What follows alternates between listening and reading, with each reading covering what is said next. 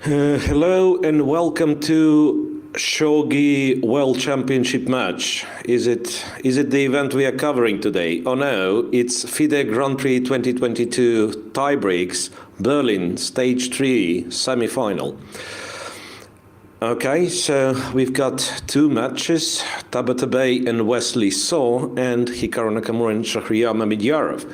So the later one saw two relatively smooth draws, while for Tabata Bay and So Wesley, it was quite a roller coaster of a match. Wesley winning game one with white quite convincingly, and while it looked like he will have no problem equalizing in the second game, until this moment once again, it's kind of, I still have those throwbacks, like when he played knight h4, just practically blundering the game away.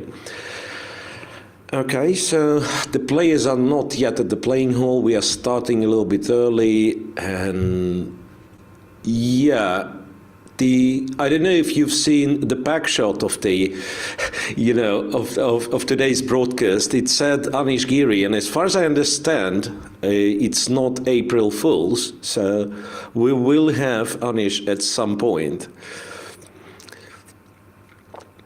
Okay, hi Jesse. Well, how do you feel about today's day? I know you'll have to step up at some point and just, Anish going to join, but are you thrilled for this rapid playoff?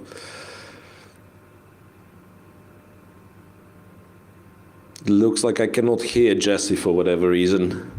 Is it April part of, yeah. Oh, can you hear me now? You were muted. Okay, yes.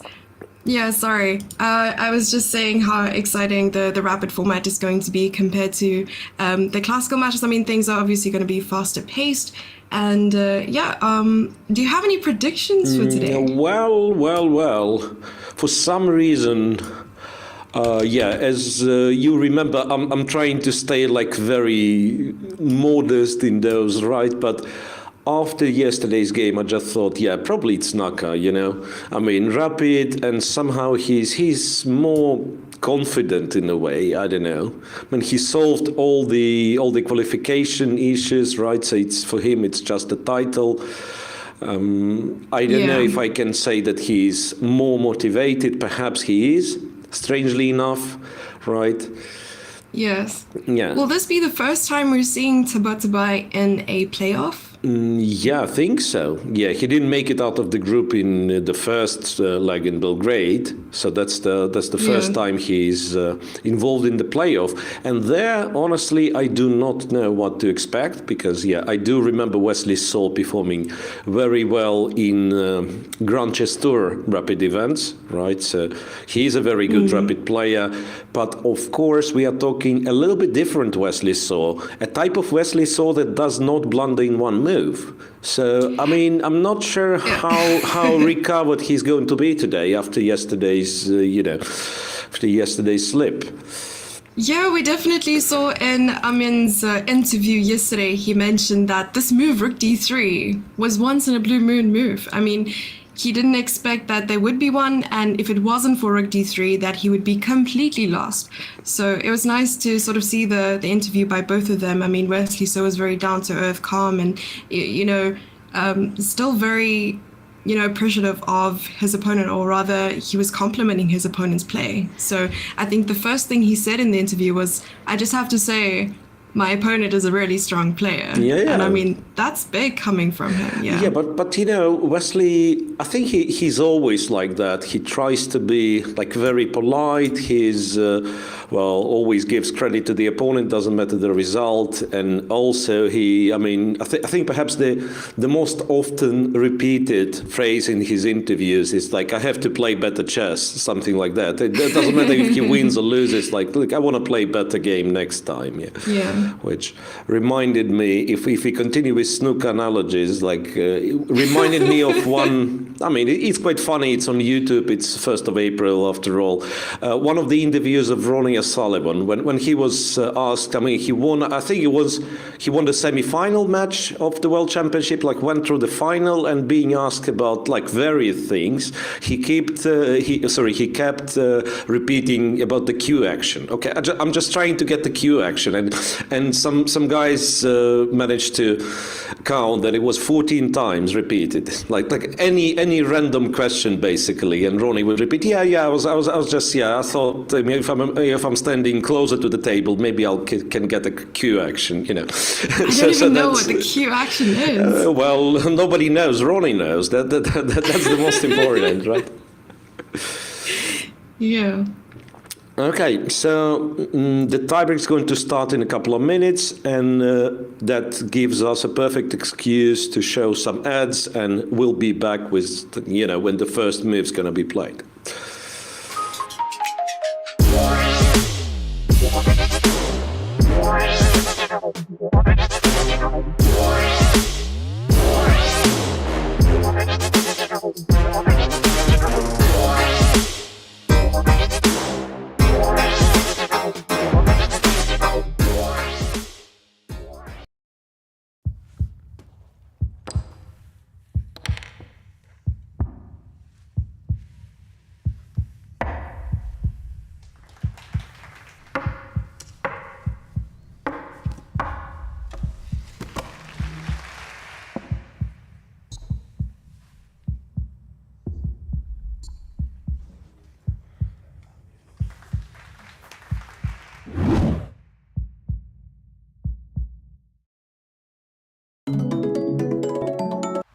Hi, I'm Vidit Gujarati. I'm 27 years old, an international chess grandmaster from India. I'm also the brand ambassador for FIDE Online Arena.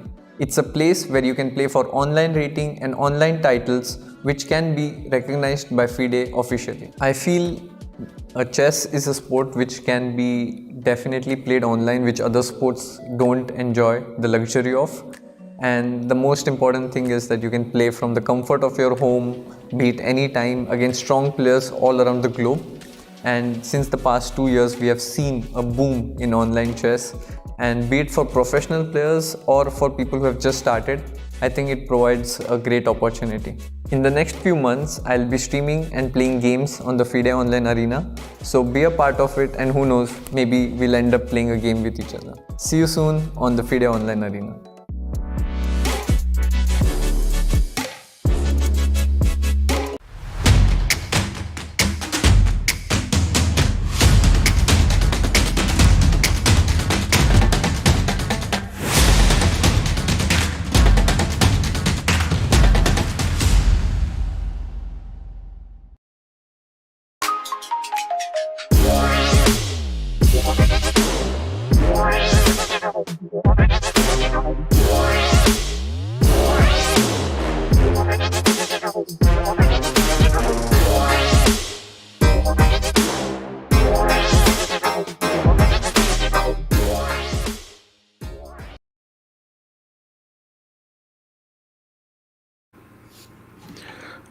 Welcome back, everybody, and I'm not sure how to go about this 1st of April thing. But Jesse, you look different since the last time I've seen you, which was a couple of minutes ago. Hi, Anish, and welcome to the stream. Yeah, it's very hot here in South Africa. yeah. Welcome to the stream, and very, very kind of you, of course, to join us. Some thoughts on how it went for you? I mean, I know you've been asked after the game and so on, but maybe not how it went for you, but about the format. I mean, it feels a little bit strange that we are still playing the semi-final and we know the names of who's going to qualify, right, and stuff like that. Yeah, it's a bit of a coincidence, though. Right? I mean, it wasn't that likely, probably, that situation would happen. But it just so happened that on the final day of the qualifier, the knockouts, suddenly all the people who had to win won and who had to lose lost, and suddenly everything lined up for Hikaru, and he just got a spot straight into the candidates. The game already started, as I see. Yeah. Both games started. Hikaru, played b3 on move 2, which is kind of a delayed b3, right? Knight f3. Yeah, you're trying to avoid b3 e5. Yeah, cut out one of the options, one of the main options. And yeah, it turns out that if you play, what's it called? I mean, if you play the Queen's Indian with a tempo up, it's still a very solid opening, right? Yeah, I think it's one of Hikaru's favorites in the online blitz. There are so many games where he places the bishop on b2, and especially in the bullet, I think that's what he does almost all the time. He's very experienced in these structures, and what I noticed is he likes to keep this diagonal open. After cd, he goes knight d4, knight d4, bishop d4, and he likes the bishop on the long diagonal. So bishop g4 now. Actually, dc5, bishop e2. Interesting, because now, kind of, if I'm playing with black and I know what you just said, I'm probably capturing on f3, on d4, just to... Yeah, and why not? You can wait with that, yeah. So, but maybe after e6, knight d2 is already too late. Yeah, because he can still capture with the knight. It's not like it gives black anything. Not that it gives white anything specific, but probably that's the idea, right? CD4, yeah, taking was certainly possible. It's also similar to the reversed when you have this Queen's Gambit declines, when you taking the knight before black and white can recapture with the knight, and then after takes go CD, closes bishop on b2, and then just develop then g6 or e6 or g6. Yeah. So it's somewhat resembles this Tartakova-Makogonov system, right? I mean, this h6 b6 in the Queen's Gambit declined. I think the full name is Tartakova-Makogonov-Bondarevsky. They even have three people that they named it after. You go TMB, system, right? TMB about this. Exactly. Yeah. TMB. I did not say anything about the system of the tie breaks, because honestly, I know what has happened already. So that's 15 plus 10 rapid, followed by 3 plus 2 blitz. And honestly, I do not remember. I've read the regulation, but I do not remember what kind of Armageddon is that. Is it increment after move 60? I think so, yeah. I think that was the one. So for those who are not in the know, Armageddon game or sudden death game is the game where white gets an extra minute, but gives black draw odds, right? And that's basically one game that decides the match in case of kind of countless ties. The other game, Tabatabai and Wesley, and an interesting opening choice from Tabatabai, because I believe that's one of the few lines where you can get kind of a sharp position or seemingly sharp position against Wesley So. Maybe a bad position for white, but at least it's not all solid. I think he did that a lot in the online games. I remember when preparing for him, I saw a ton of d493 games, but they were all online blades, so I didn't expect it. You mean Tabatabai, yeah? So he does this. I remember once I've played somewhat similar stuff myself, but with the bishop on g5, which is different. Yeah, that's the old-fashioned way. Nowadays, they put bishop on f4 and they call it some kind of Jubava London, and they're very happy about it. Yeah. So the name is triggering because it's a very soft, right? I think it's a very soft opening, knight c3. Very soft, correct. It was very soft, yeah. But once the bishop is on f4, it's the Jubava London, yeah, nowadays. Okay. So bishop a5, a6, traded here, and it doesn't look... Very unusual stuff, yeah. Doesn't look that bad for white. Yeah, the question is, are you going to try and castle long at some point, or not?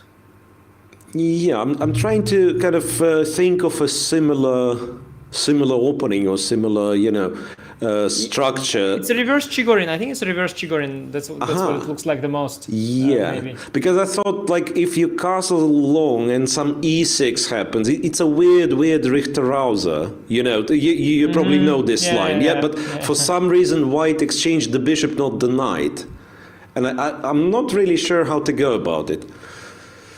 Like, for instance, I castle immediately, and he goes e6 most likely. And what's the move? I mean, in Richter-Rauser, you play something along the lines of queen e3. But then you've got the bishop on e2 and you go g4. So now I'm not sure. Yeah. I would develop the knight from g1. Yeah, probably you just go knight f3. Some point, yeah. But if he goes, let's say, bishop e7, tries to complete his development, and in the end, he will try to use the b file, the c5, d4 things, and all that. So. And I don't know what white is exactly doing here. Yeah, well, maybe still pushes the g-pawn, even though it's kind of a less effect there, but maybe still some sort of g4, who knows. Yeah, you can also try to go short castle, which is a lot safer. So let's say you start with a knight move after takes. And takes played, and some knight f3. Yeah, and then e6 short castle, and try to play more calm. Yeah, kind of try to go about c5 square in some way, which is once again not that obvious. Yeah, it's a very unusual position, so it's hard for me to understand how you have to treat it.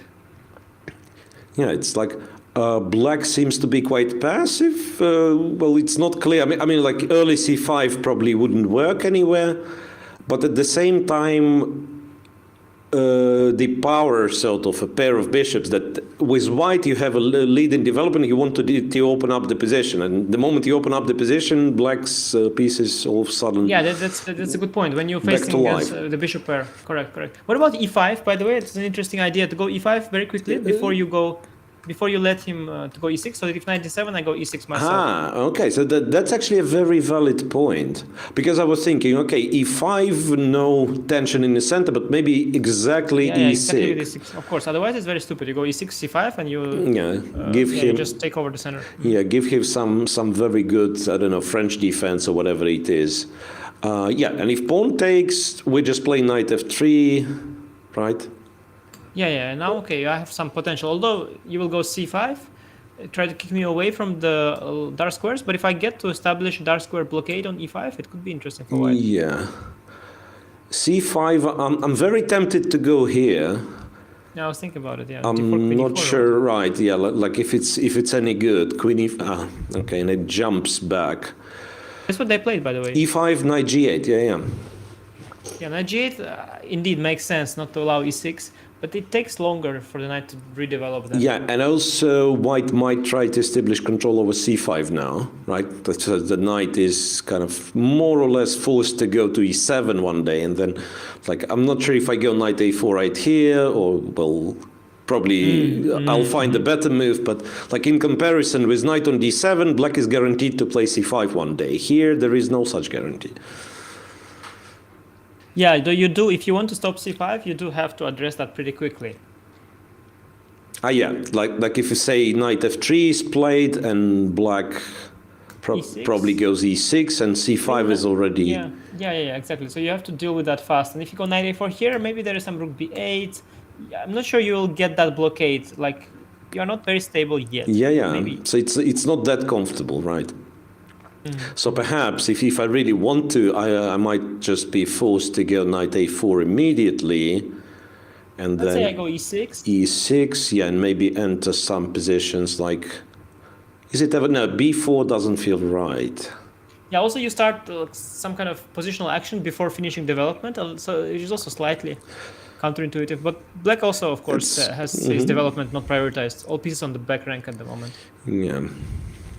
The idea, I briefly saw the idea of e6 in the current position, which is a bit insane after knight g8, but it has some merit of trying to like speed up the development like mad. And e6, bishop takes, knight f3, knight just, f3, yeah? Okay. It's a little bit nuts, but it's, yeah. Okay, so he castles long, and the reason for it could be Knight e4, knight e4, yeah, that's what I thought. I'm pausing here because queen a5. Knight d6? Knight d6, yeah, bishop takes, pawn takes. Or f6 maybe, or... And then, yeah, perhaps I will go maybe king b1. Knight That's interesting. f6, yeah, king Knight b... f6, I will have bishop e5 later, yeah, it's also, yeah, knight f6, king b1. Oops. Yeah, that's the problem with this software. For some reason, it updates on me, even though I'm not. I was kind of the receiving moves is unclicked, but it still updates whenever the move's played. So knight e4, yeah, queen a5 seems to be very logical. It's nice. It doesn't let the commentators drift too far away from reality. It keeps Yeah.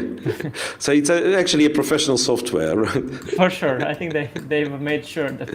Yeah, you won't be discussing some nonsense lines Exactly. while it's already an endgame on the board, right?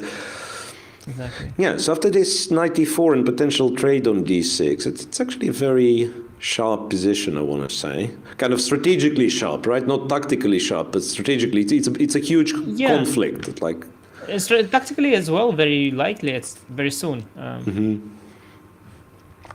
I'm curious after knight e4, what are other possibilities? Can I do something smart? Queen a5 is of course tempting, but maybe there is something smarter. F6 is a bit stranger. f6, F6. yeah, but then he probably just gives knight f3. Ah, no, and then the point is queen a5 after knight f3, right? Sort of. I'm trying to inverse the move order on you a little bit, but I'm not sure if you're not gonna go EF there somewhere. Yeah. So that's exactly what I thought. So like, if queen a5 now, obviously, and I'm saying obviously, I'm not sure. In fact, like knight d6 might still be sort of viable, but this is very tempting. Yeah. Yeah. EF6. Very provocative. Very provocative. Knight e4 played, by the way, which is cool. Could be good for white this whole thing, by the way, because black. I mean, knight g8 back, of course. Quite provocative. Could be punished. Yeah, so it's kind of preventing e6, but at the same time, like you'll have to move this knight again, and not only that, but in this specific instance, like you can't go to e7, so you really have a lot of stuff to solve, right? Yeah. Your development is tragic. It's very tragic. I have some idea of c5. I briefly considered it. I don't think it works, but c5, knight c5, and then queen a5, trying to disrupt the knight away from the d6 square. I think queen a4 must be an advantage, but I don't know. Bishop pair, how much? Yeah, this even queen takes with b8, I a4, don't know. right? Captures and rook b8. I don't know, like bishop pair, some compensation is there for sure. Yeah, Don't know how some good, but- compensation. But yeah, it depends on who's looking at the position. For us, it's some compensation, right? For Nimzowitsch, he would say, you know, white has an extra pawn and an excellent blockade square on d4, so white's winning. I mean, these guys. Well, Nimzowitsch is one thing, but what computer says is also quite computer important. is important. Yeah, it's important. Because Nimzowitsch, Nimzowitsch, he had some good thoughts for his time, but of course, ever since we've established that things are less clear-cut and there are some more complexities in the games than we thought. C5, by the way, it is principled. I mean, we get this almost by force, right? Yeah, so that's c5 and queen a5 are perhaps the two moves. Maybe knight b3 there, very nice. Knight c5, queen a5, knight b3, queen a2, knight e2. Just trapping the queen, I think. This, knight b3, captures... Well, king d2 works as well now if you think of it. Maybe, knight e2 also just traps the queen immediately. Knight e2 and then knight c3, right? Yeah, so the c5 is nonsense after all. But then it means Wesley doesn't have that many moves, right? He can make developing like bishop d7 or something, but I don't know. Normally queen a5 would be the one. Going into other direction, is it too crazy? Like to go queen h? No. Yeah, No. I briefly thought about it as well, but it just doesn't make any sense. Knight d6 still, right? Yeah, I mean queen h4 is like coming under all sorts of knight f3s later on. Looked completely insane, yeah. Bishop g5. Also queen h5 only move. G4 queen g6 is just very unlikely. Yeah, Wesley somewhat struggles. He might have misplayed it. I mean, it could easily be that he's already like worse. Like in trouble, yeah? I mean, it could be because I'm not sure about this e5 knight g8 thing. It could also be just kind of not working, yeah. And if we just quickly compare it to the Chigorin, that's the line, yeah. Takes over here. I mean, e3, let's say, or e3, e5, knight c3, bishop b4. There is such a thing, yeah. Bishop d2, bishop c3. Yeah, but I'm trying to kind of trying to achieve something similar to the game. Let's say I went a3, you've captured, and then now my knight was on f3, yeah. Yeah, exactly, because here. No, the pawn was on e2. Sorry, the pawn was on e2 somehow. Yeah. So it's almost like he would go knight f3, and black went e5 and knight c3, and this takes over here, and then e4. And is it? I mean, now I'm losing it because it seems. The bishop is on f5, kind of. That's why it's extra tempo, right? The bishop. Imagine the bishop on f5. This, by the way, also doesn't look that great. If like from white side, no. I'd be Especially worried. If you go knight g1. I mean, I would go knight d2, e3, fe, and then hope that I can get like e4, e3, and stuff. Yes. Knight g1 is not thrilling, no. Yeah, like knight g1, and one of the logical moves for black would be bishop f5. Yeah, you probably find a better move here, like if bishop is yet on c8, but you don't mind it to be on f5 already. Yeah, no, for sure. And actually, of course, if you do these kind of things, then you can try to figure out just by the logic of the game, yeah, like what the evaluation of the position is, because you start with an equal position, and if somebody made 2-3 weird moves, it probably is already worse. So let me update. It was bishop d7, knight to d6, and f6, knight f3. Yeah, white obviously will capture on e5 if it's played, and then rook to b8. Yeah, queen a5 was the fake threat. Yeah, it does not need to do queen a5. And now actually white does lack a little bit of a punch here. G4, G5 is the only thing that comes to mind to really open things up. Otherwise, it's hard to, like, you can prevent him from development, and it's great, but you don't have that thing to open the position. Move the queen, play knight d4 somehow as an idea. And for that, we probably start with rook e1, but... Rook e1, very tempting in any case. And now I was wondering, like, h5 is very risky because of queen d3 to g6. But in general, you might want to do something like h5, knight h6 at some point, yeah? To develop the g8 knight. Yeah. So queen b6, trying to trade queens, very sensible, I think. Yeah, he goes queen b6, but... and now he can guard the e6 pawn with king f7, right? I mean, if the queens are traded and... Yeah. Once the queens are off, then I have some potential, because the fact that I'm underdeveloped is less relevant, I would think. Yeah, that's one thing, and also like a massive pawns in the center. Yeah, d6 is, d6 is potentially a weakness. Can I avoid queen c3? You go queen b4. Maybe you insist on a queen trade, yeah? Okay, he just traded. Bishop e3. Perhaps just go back, maybe one square back. Yeah, some b7 or something. Though you have to watch out for knight d4, knight b3, knight c5. So maybe not b7. Maybe b8 after all, yeah. Yeah, don't want to be too smart, but have to be slightly careful for some tempi.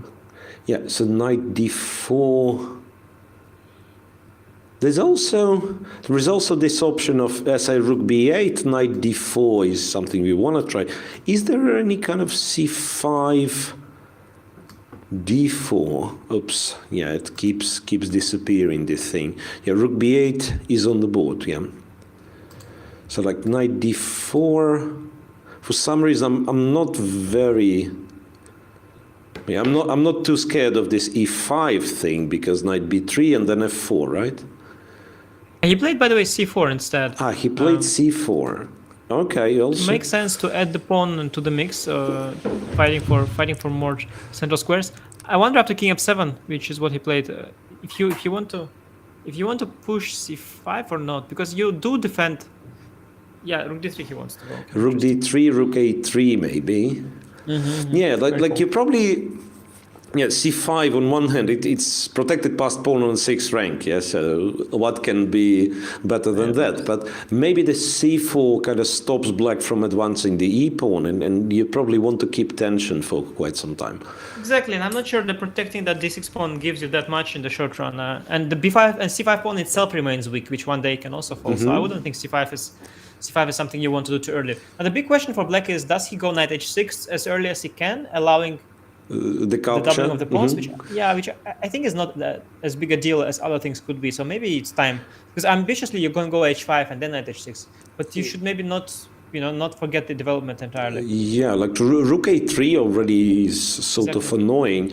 Anish, I was thinking of rook b4 if we are talking ambitious moves, which probably is bad. I have kind of not very good feeling about this rook b4 thing. No, because of course you want to prioritize development at some point, but maybe rook b4, okay. And then I guess I address my c4 pawn. I'm not going to just ignore it with some rook a3. Okay, he does go knight h6, yeah. And Wesley is a very healthy player. He does the right sort of things, so to speak. Yeah, rook a3. This is a very strange position. I can easily see anything happen from here. Kind of black being better all of a sudden. Oh, I can easily see black. No, not yet for sure, but I can easily see black taking over initiative at some point for sure. Yeah.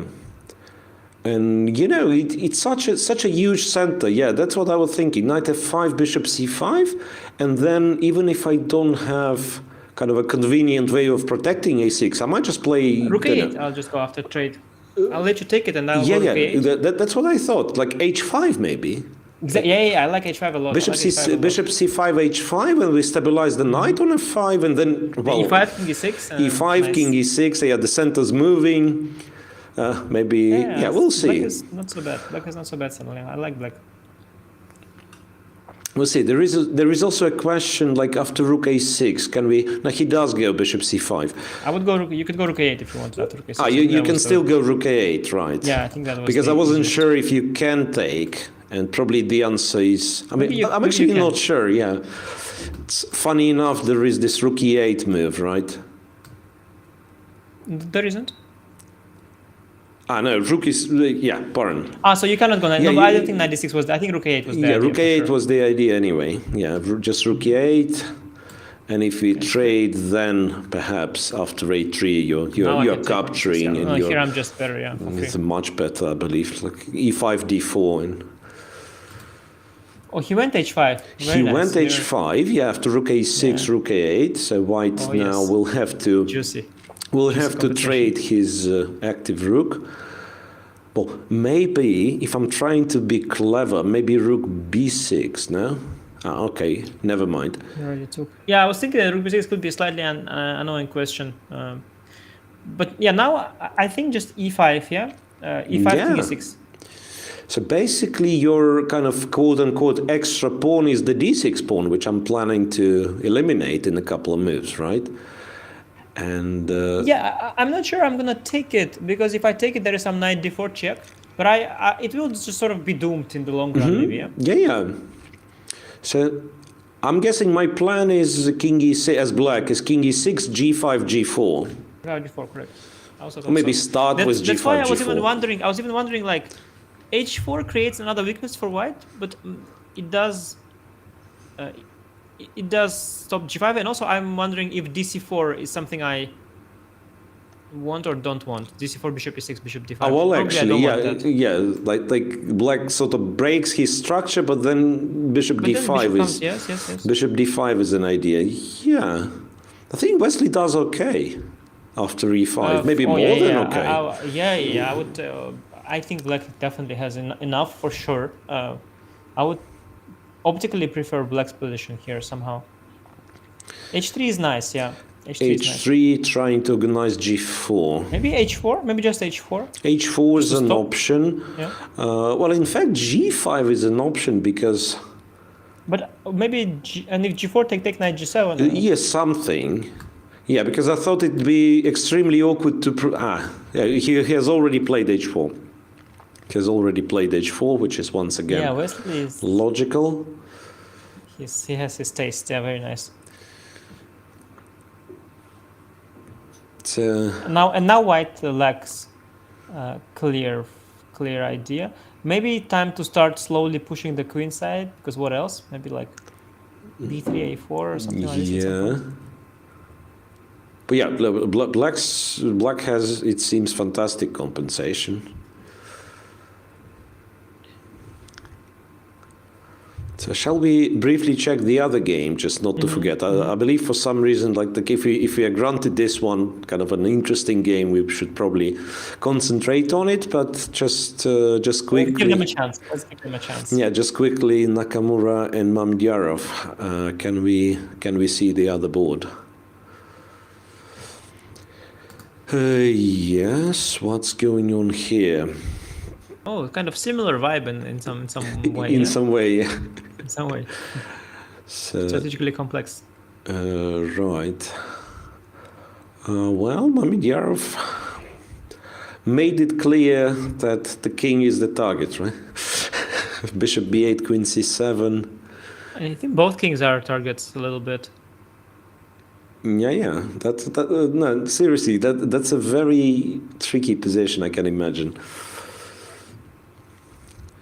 I'm like tempted with white to think of some knight e5 sec at some point. Yeah, like black. Let's pretend black plays a6, right, to stop b5, and then just to highlight the idea, something like that, right?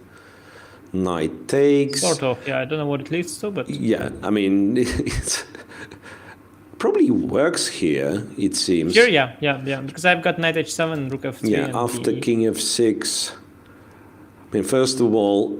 I know, but that's nicer, right? I mean, just a check. And, I mean... Rook f5, check. No, Queen f5. no, queen f5, of course. Yeah, only of course. queen f5. I mean, yes. No, but that's one of those rare cases where such things work. But black obviously pays attention. Goes rook h8. I mean, okay, he pays attention, but does he stop it? That's the question. Well, but knight e5 was not a killer. I can take with a knight, yeah? I don't need to touch my f-pawn. Absolutely. I mean, it might be still desirable for white, though, because Yeah, knight e5 take with the pawn. At least I'm kind of blocking the diagonal. And rook h3, knight g5 is important to show. Okay. Rook h3, knight g5 is still in the position. That's important. Rook h3, knight takes g5, yeah? And then rook h3, and there is no And check. I guard h2 as well, which is very, very nice. Yeah, so that's why Naka quickly goes rook a to e1. For now, targeting e6 pawn.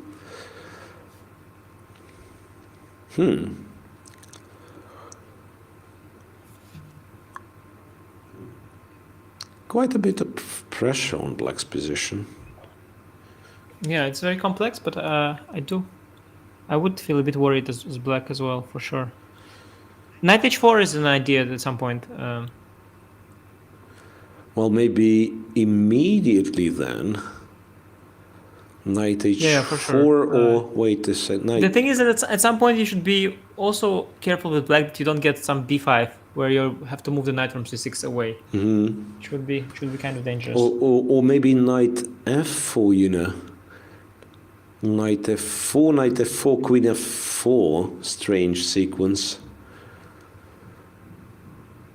Yeah, yes, maybe. I was kind of thinking at first I want to trade the f3 knight away to get h2 square, but at the same time, maybe you still keep other threats. Yeah, knight h4 as well, yeah. Knight h4. I think it's very hard here in a rapid game to calculate the consequences. It's just so complicated. And especially for the commentators, right?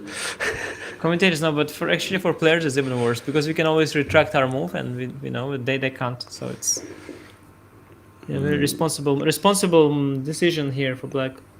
Yeah. Crucial decision. And Shah is below 4 minutes. There is no increment, regrettably, in this rapid. I mean, increment of 10 seconds, yes, but no kind of 5 minutes increment after time control. By the way, I still have no idea why it never occurred to people. Like, you play a rapid game and then you split this. Some increment after a certain number of moves. Yeah. Well, you don't keep track of. You don't do notation. Yeah, that's one reason perhaps against it. You don't keep track of moves, so you don't know how. But you could maybe introduce that, keep track of moves as well. Yeah, I mean, if only we had the electronic clock which would count number of moves for you. Oh wait, we do.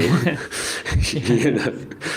True, you could just have it actually on the clock, yeah, like an extra tab, a small one that says which move you made. Amazing that we don't have that. Actually, they don't. I mean, it counts, but it doesn't show you the number like. Yeah, that's right. At least it has to be the option, right? I mean, for classical chess, you don't want players. Very easy. Yeah, you don't want players to know for rapids, and it actually solves a lot of issues like this 50 moves rule and so on. No, really. Okay, inventing on the go, right? King f8. I don't believe in this move. No. It is definitely a move that is born out of desperation. You want to say, oh? Yeah, but I don't want to sort of be. I want to sort of put the money where my mouth is, or whatever they say. Like I don't actually immediately see why it's. Maybe it's genius. Maybe it's genius. Yeah. Because I threatened Rook h3, which is massive. Ah, yes. Rook h3 is a massive threat. Rook h3 is a massive threat. King g2. Yeah, but then you get all sorts of knight h4. Knight h. Yeah. Knight h4, knight takes. It's a check on h2. King f1, which might not be the end of the world, but yeah. So that's a very tricky move. Okay, let's describe it as a very tricky move. King f8 is very inventive, for sure. It's kind of one of those. Knight d5 maybe. Knight d5, nevertheless, kind of throw it in, and yeah. I don't know, just to see. And knight f4, and then the knights are kind of hunting each other, yeah. Knight g6, and then you go king f7. I mean, that's the moment. You don't need two rooks. So you go king f7, and I mean, I don't know if it works, but that's at least sounds like logical follow-up. I mean, why would you? The knight on f4 is better than the rook. Logical follow-up, yeah. Is how you describe the sequence. Okay. Yeah, obviously. Yeah, it's special stuff. What about b5 first? Does it? b5, yeah, that's a good question where the knight's going, because. Yeah, so then I have this tactic. I don't know if it works, but I have this idea of rook h3. Let's say. bc. Definitely doesn't work, but let's say knight h4, even knight e5 simply, but. Knight h4, rook h1, but you have king, even there is king g2. King g2 starts running, who knows? Yeah. Who knows? King f8, yeah, but Naka is surprised with king f8, and that's, I was looking for a word, like how would you describe a move that it kind of, you don't really look at it because it looks silly, right? King f8, maybe, referring to this Afek book, right? Afek Neumann book, the invisible moves, right? But that's usually, I think that book he refers to some very spectacular tactical shots. Yeah, this is like a calm. King f8. No, but seriously, like how long would it take to even consider king f8? I think for some longer than for others. I think there are certain players, and Shahryar is one, Firouzja is also one, who very quickly go in alternative modes. Like they start, instead of going deeper in the first moves that come to mind, they very quickly map out different alternatives, and they very quickly select them as well. They just like the whole surprise value thing. Or subconsciously, I don't know. Yeah, so that's actually a cool skill, right? So for sure. So I mean, I had it with Firouzja so often that we play a game, and especially in time trouble, I know everybody would play a certain move. I'm sure it's like it's the best move. It's screaming to be played, and he plays the other one. You make your move again, the other one, and when you have seconds on the clock, that just keeps really. It's just very disturbing. Face. It's a bullet skill, I guess. Yeah, I believe I've had it on maybe kind of a, no, not maybe, but for sure on lower level. But there are grandmasters that you're playing and you can't tell what his next move's going to be, right? Yeah, for sure. Many such players. And these are good moves. Sure. It's not like he's blundering, right? Okay. Yeah. They might be not the best, but they are not as bad as you would think they are at first. And and it's Queen e2. Rook takes h3. And why did he give on h3? He blundered it? We are about to find out. He blundered it. He just... Okay, you can take on e6 first, yeah, if you want. Now Why he to takes start on with queen e2? e6, yeah.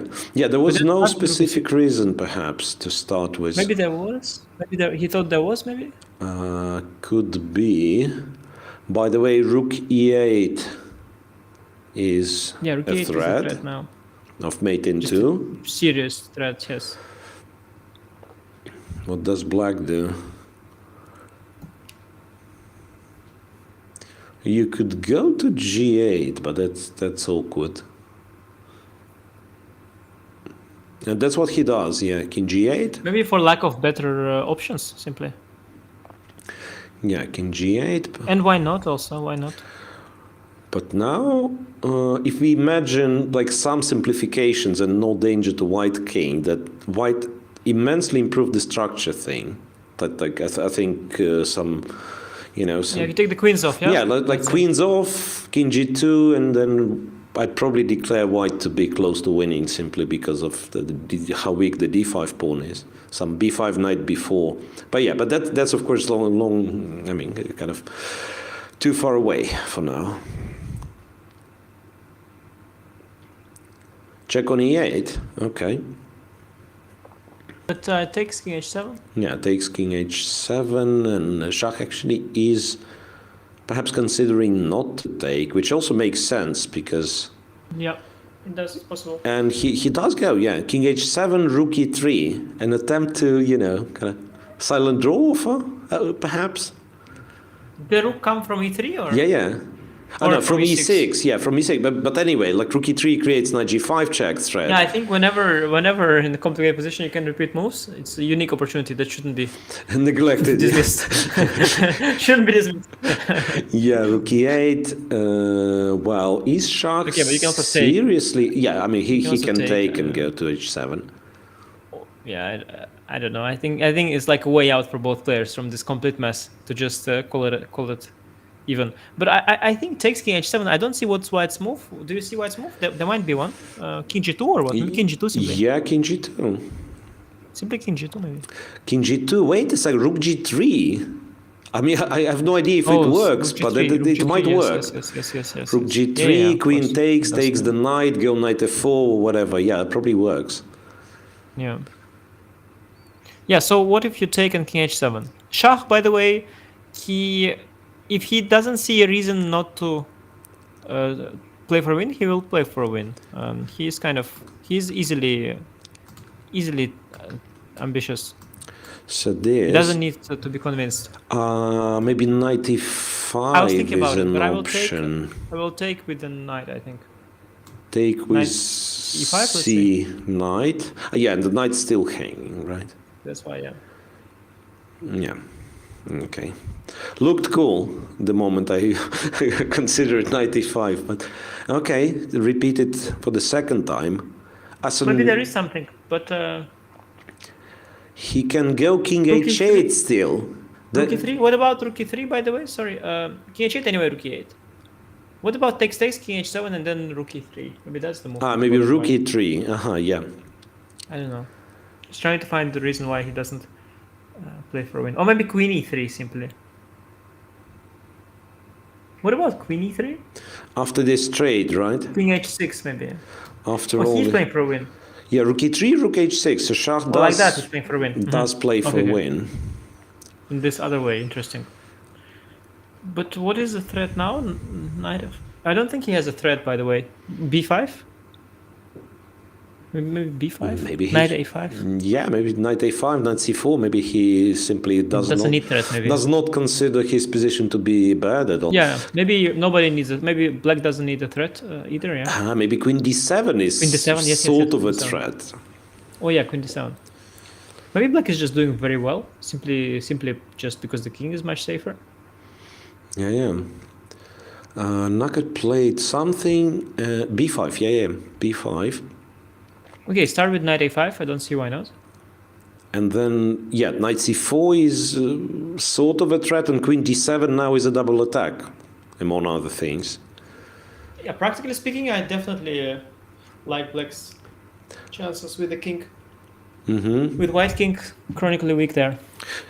But don't you get the feeling that this queen e2 somehow it sort of blocked white's way out with the king. I mean, because there were some lines where you could potentially think like the king's running away and so on.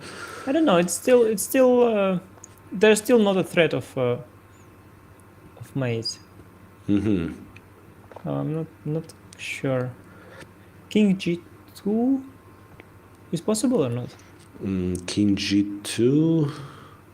Apparently not. Wait, Rook H4, Rook H3, Rook E3 is back, yeah? We're back to the mechanism. Rook H3, Rook E3 is back, yeah. So I wonder, Rook H... Wow. Wait Rook a H4. second. Oh, could he do it there, by the way, immediately? Wait Yeah, he forgot a about it. He second. could do it right away. He forgot about it. Aha. Yeah, that's do it immediately. beautiful. So Yeah. it's not for nothing I didn't like the queen on E2, you see? I mean, You are very, very smart. It was very bad. The queen on e2 is very bad. Indeed, taking away that square from the king. so rook takes, knight c4. Well, there is still this semi-pin, this queen on c2, king on h7. So it's Well, this- already clearly white is just very desperate and just missed everything and is trying to hang on now. Somehow. Yeah, It's yeah. not the plan any longer. Yeah. But on the other hand, like we are entering sort of Nakamura's territory, like when playing on increment. We are absolutely. We are definitely entering Hikaru's territory. But Shahryar is also not. It's not his first day at work, yeah? Knight d5 though? Knight d5, yeah. Do we have enough? We probably have enough pieces like bishop takes and then bishop. knight takes and Yes. c6. Some breakthrough. c6, pawn takes, knight c5. So a lot of jumping. And then queen f5 somewhere and knight g5. Well, actually, he might be getting somewhere. Well, at least it's what you're talking about, yeah? It's his. Yeah, sort of gives you an optical illusion of. I think when you have half a minute on the clock, optical illusion is enough to. Absolutely.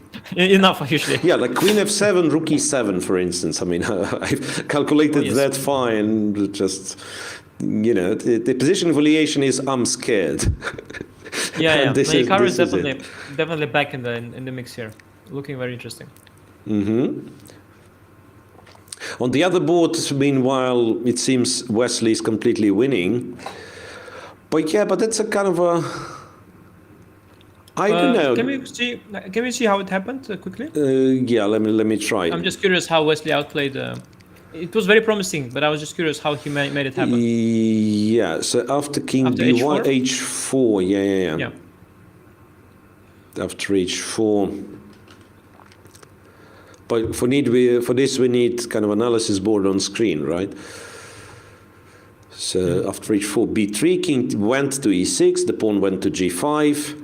Bishop e8 probably. Yeah? Yeah, bishop went to very e8. And this here the right Yeah. moment.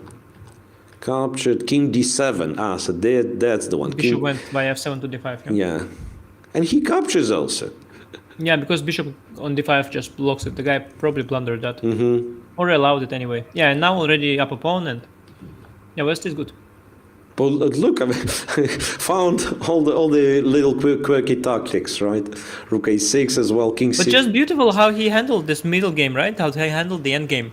Very nice, I think. Yeah. Because it looked very dangerous at first. Like, Yeah. And he nicely took the sting out of it. yeah, beautiful. Okay, so now Yeah. he's So West is gonna win. So let's he's just obviously focus on the other winning. one, Yeah, which is the best. let's watch the other game. Naka and Shah. I mean, it's very sharp, and I'm not sure. Maybe now Naka is winning. Yeah, this is just winning for black. And the other one is finished. Hang on a second. Hikaru just crushed him. Yeah, I think that optical illusion thing. But actually, once the rook was on g4, king on f1, suddenly the king actually became safer Yeah. in a funny way. No, but look, after c6, knight c5, queen c7, so bishop c1 is a kind of very deep move. So knight g5 is a threat, or bishop g5 is a threat, whatever.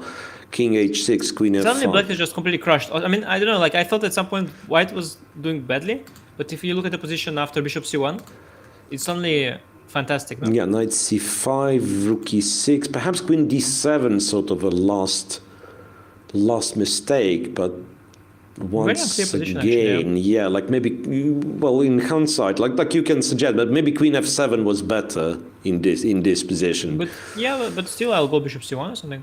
It's still quite tricky, right? The knight on c4 Very is unclear. not doing anything. Could it be that Yeah, you I'm not had sure. to take the bishop now, in fact? Because after bishop c1, bishop joins the action and the knight doesn't. Well, you have to reckon with knight d5 if you take on d5. Yeah. So that's that as well. Yeah. So knight b2, and then white kind of not not willing to cooperate, but going knight e5. Yeah. So Naka wins. What a crazy game! Crazy game there. Yeah, Naka wins, and that's of course a huge statement towards winning the match. But Shah with white shouldn't discount him, of course. Yeah, absolutely. Shah is capable of winning a game against anybody. I think much harder is for Amin to come back with black against Wesley So. Against That's Wesley a much harder So, task. with the white pieces. Yeah, it's like almost... it's hard to think of what kind of opening you play against Wesley. You probably try... and what kind of endgame you want to play. What kind of drawish endgame specifically, right? What kind of drawish endgame. Opening would be okay, but you'll have to play the endgame. Yeah. That's the issue. The game is still in progress. Tabatabai and Wesley. Oh, let's take a look then. Yeah. I don't know how... Yeah, but it's essentially over, yeah? Just take on G2 G2 as well. c5. Yeah, well, Wesley similarly has his own way of doing things. King... But yeah, it's not clear why it's still on. Knight c5, king d5. And that's an acceptable rook endgame. So good enough. They say, they say to try to avoid rook endgames because draw tendencies are sometimes a bit too much, but not this one. But they also say simplify if you're completely winning, yeah. So I think that rule takes precedence over the other one. Yeah, kind of. Just up many pawns. A lot of little dudes had been won on the way. Rook c2 check. Isn't rook c2 check what we are doing? No. Yeah, I was thinking about it, but I'll move the king. No, but funny thing is, like you take. No, then let's use check in the end. Let's use That's the way to blunder. Like you want to be smart, and all of a sudden you get outsmarted. Yeah. Okay, so he has played bishop e6. Okay, check. But sooner or later, there is a hope that white kind of runs out of checks. Yeah, he is running out of checks all the time. Every time he does the checks, he just loses a move. Yeah, in a way. Yeah. So now bishop f5, I think it's very clean.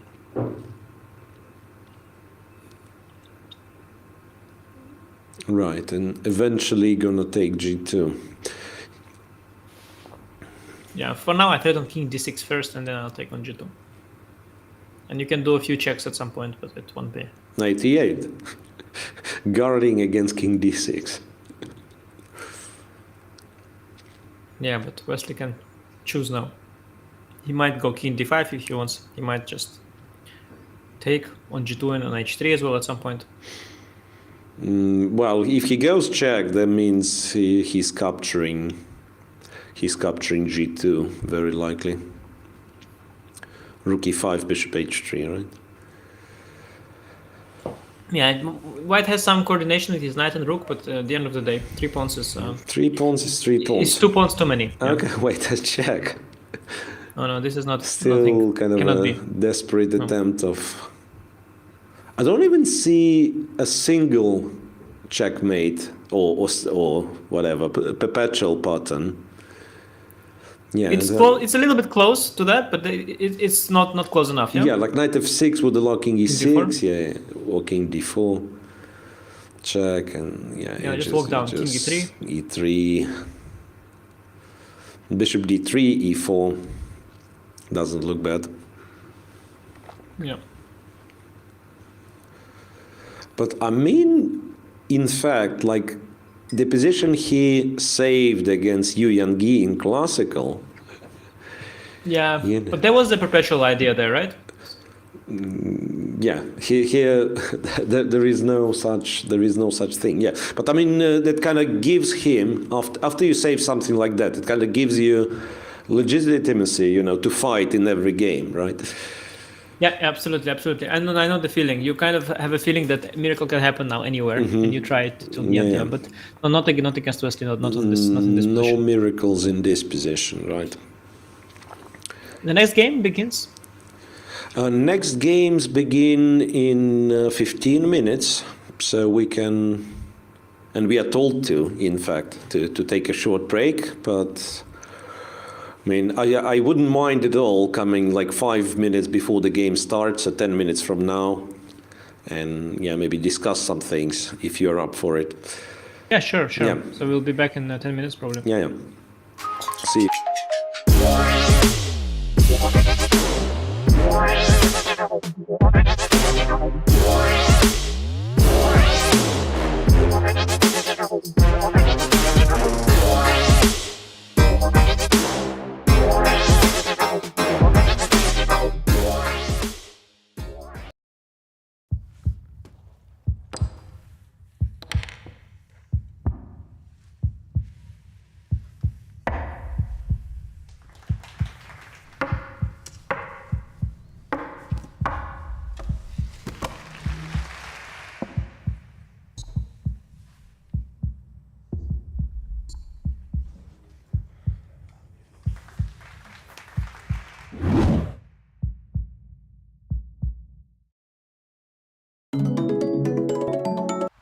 Hi, I'm Vidit Gujarati. I'm 27 years old, an international chess grandmaster from India. I'm also the brand ambassador for FIDE Online Arena.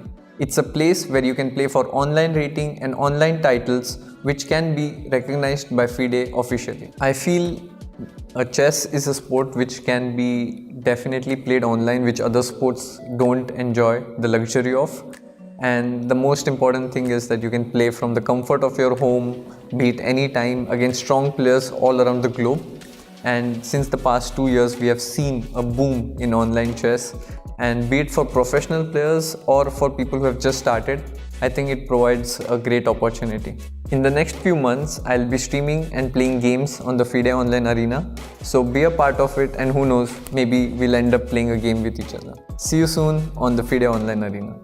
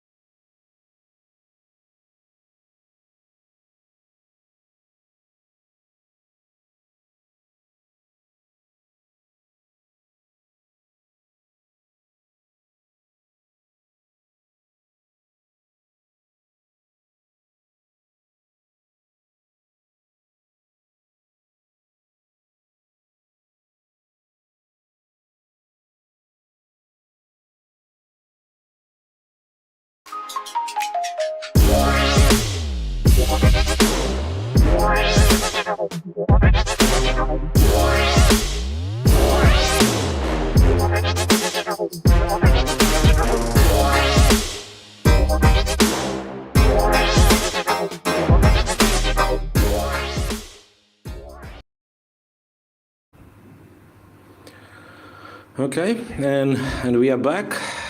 We are back with Anish, Giri commentating on the semi-finals, and specifically the tiebreak of the semi-finals, Grand Prix Berlin, that is. I was thinking, Anish, of Naka's consistency. That's incredible. I mean, you kind of quit professional chess, sort of, and you yourself, or himself, declares to be more of a streamer and so on, but yet he's back, and I mean, the result is very impressive. Yeah, although if we speak of things like consistency, we have to then look at each individual result, and I do remember he had one, which was way below his very high standards. That was American Championship. He played an online American Championship with time control of, I think, 25 minutes per game with increment, and I think he did badly there. But other than that tournament, it is hard to recollect, indeed, any other events, and he played plenty where he didn't play outstanding chess. Yeah. So that's impressive. I mean, imagine kind of streaming. I mean, to me, it seems like all the time. I don't know. I know it's I think that's probably the illusion. Yeah, lousy, that's probably what we feel. Yeah, lousy expression, this all the time thing. But yeah, whenever you go on Twitch, maybe I do not go on Twitch too often, but whenever I check, Naka's online. Yeah. Yeah, that creates an illusion, and I do. Okay, he streams really a lot. I think his stream is like mainly like 7 hour long. I think in a day. It's almost every day. But well, there are 24 hours in the day, so he has some time for rest and preparation, I guess, as well. But he's definitely a very hardworking guy, and his days are very intense. That's quite clear. Yeah, so the game started. Here we have, once again, speaking of reversed openings, one could think of Sicilian Alapin reversed, right, which... Yeah, this line used to be very trendy at some point. I think lately against d4, players go e4. That's a lot more common. Not really taking on d4, but... d4, e4, right? Yeah, that's sort of the new way to go. But ed, queen d4, knight a6, that's the old-fashioned way, and very logical. You want to develop the bishop with bishop c5, some point strike in the center with d5, and try to equalize this way. White in his turn tries to be very subtle sometimes. Sometimes he develops the g1 knight to h3, keeping the g2 bishop open, knight and head to f4. Kind of knight h3 to f4, yeah. And yeah, we'll see.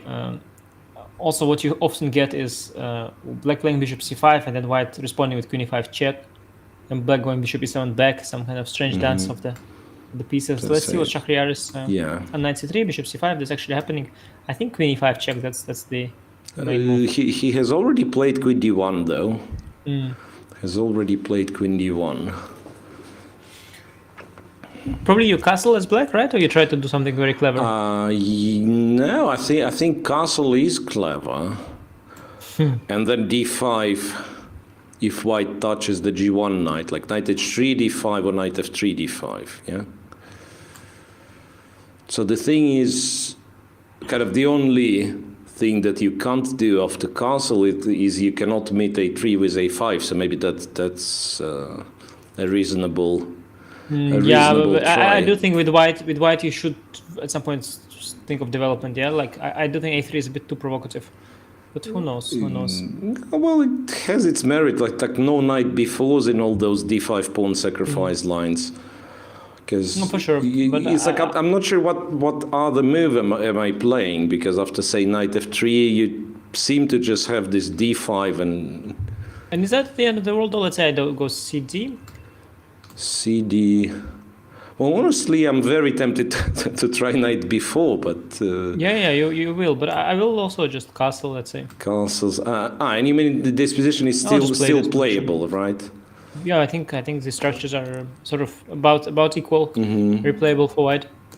So, Yeah, it's not like white gets some advantage or so, but the position is playable, and that's basically what. Not immediately, yeah, but I have some, imbalanced structure, some potential on the king side to get things going. I mean, I don't know which If knight f5, takes. maybe knight e4, a3. Yeah, I'll knight have e4 is clever. maybe knight yeah. b d5. Yeah, so probably knight b to d5, and then. Then I'll see. Maybe I'll go some queen c2 or some other move will take first. I don't know. So somewhat similar to this reti.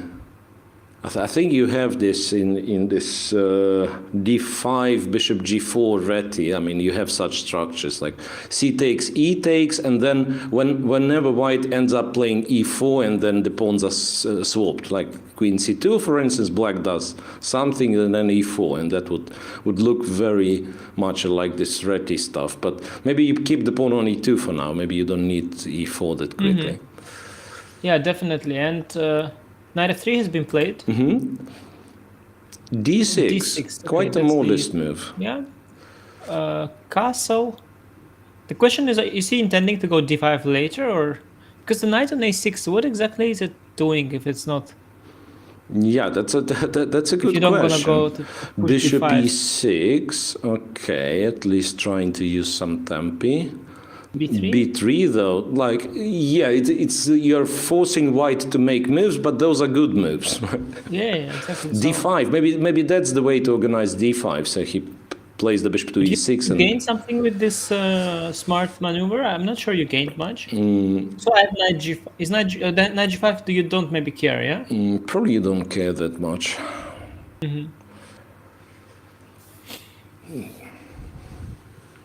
But I don't know. Okay, cd knight d5. Maybe bishop b2 just, yeah? Bishop b2 or knight e4, bishop Maybe not very e7. ambitious. Yeah, knight e4 is strange, right? I mean, bishop e7, and then you probably help this knight from a6 to return to the game. He does go knight e4 though. Yeah, well, because you want to. I think you want to avoid maybe mass trades. If you allow knight takes e3, queen takes d1, position gets very simplified, and in the end game, black will manage to be okay. He tries to keep more pieces on the board. Bishop b2 now. It does look slightly better for white to me at this position. Yeah, probably knight c5. Queen d4. Queen d4 is not queen an issue. d4. Queen Serious d4 issue, is wins you a bishop pair, right? A bishop, no? Bishop bishop pair. f6, Bishop f6, bishop f6 and queen f6. Yeah, but that's it's unplayable still position. kind of annoying. Yeah. Yeah, it's a horrible position Better not to allow. Yeah.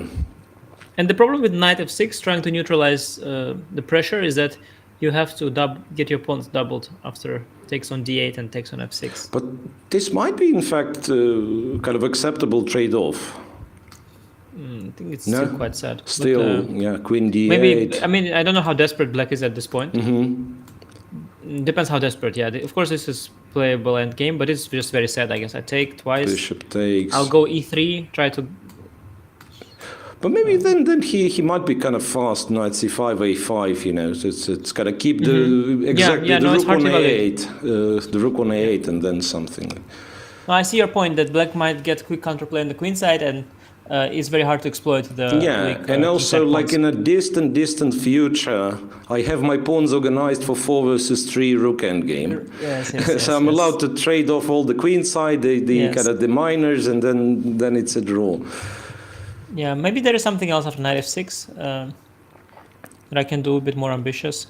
Yeah, but it's also, you're absolutely right, it's very sad. Like, black's position doesn't look that terrible, and all of a sudden, to enter... I mean, I wouldn't, like, I think it would...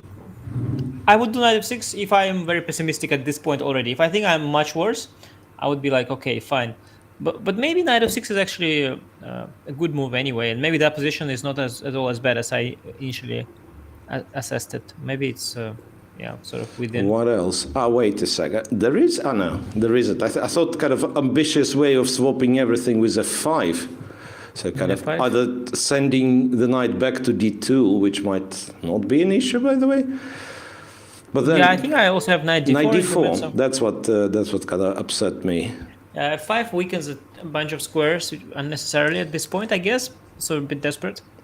Yeah, but what's not desperate? On the other hand, but what move do you play? Rook e8? Yeah, I do think you should be desperate maybe at this Strangely, point. strangely there is no kind of really convenient move. But also white doesn't have himself a clear cut follow-up. So let's say you go rook e8. Yeah, what is white's move that is No, like, but so scary? rook e8 is sort of a nice move so that queen d4 can be answered with bishop f8.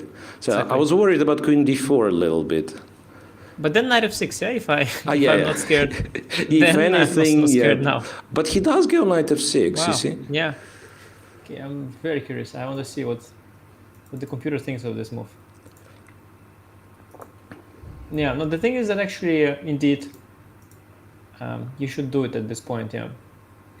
Already, black is already kind of worse, yeah. So that That's already kind of worse. But this endgame might be, like, if it happens, yeah, it might be like even computer overestimates it because they are double pawns and, you know. I'm actually curious. I mean, if this endgame happens, how much is it for white according to machine? Yeah, actually, I don't have to enter it.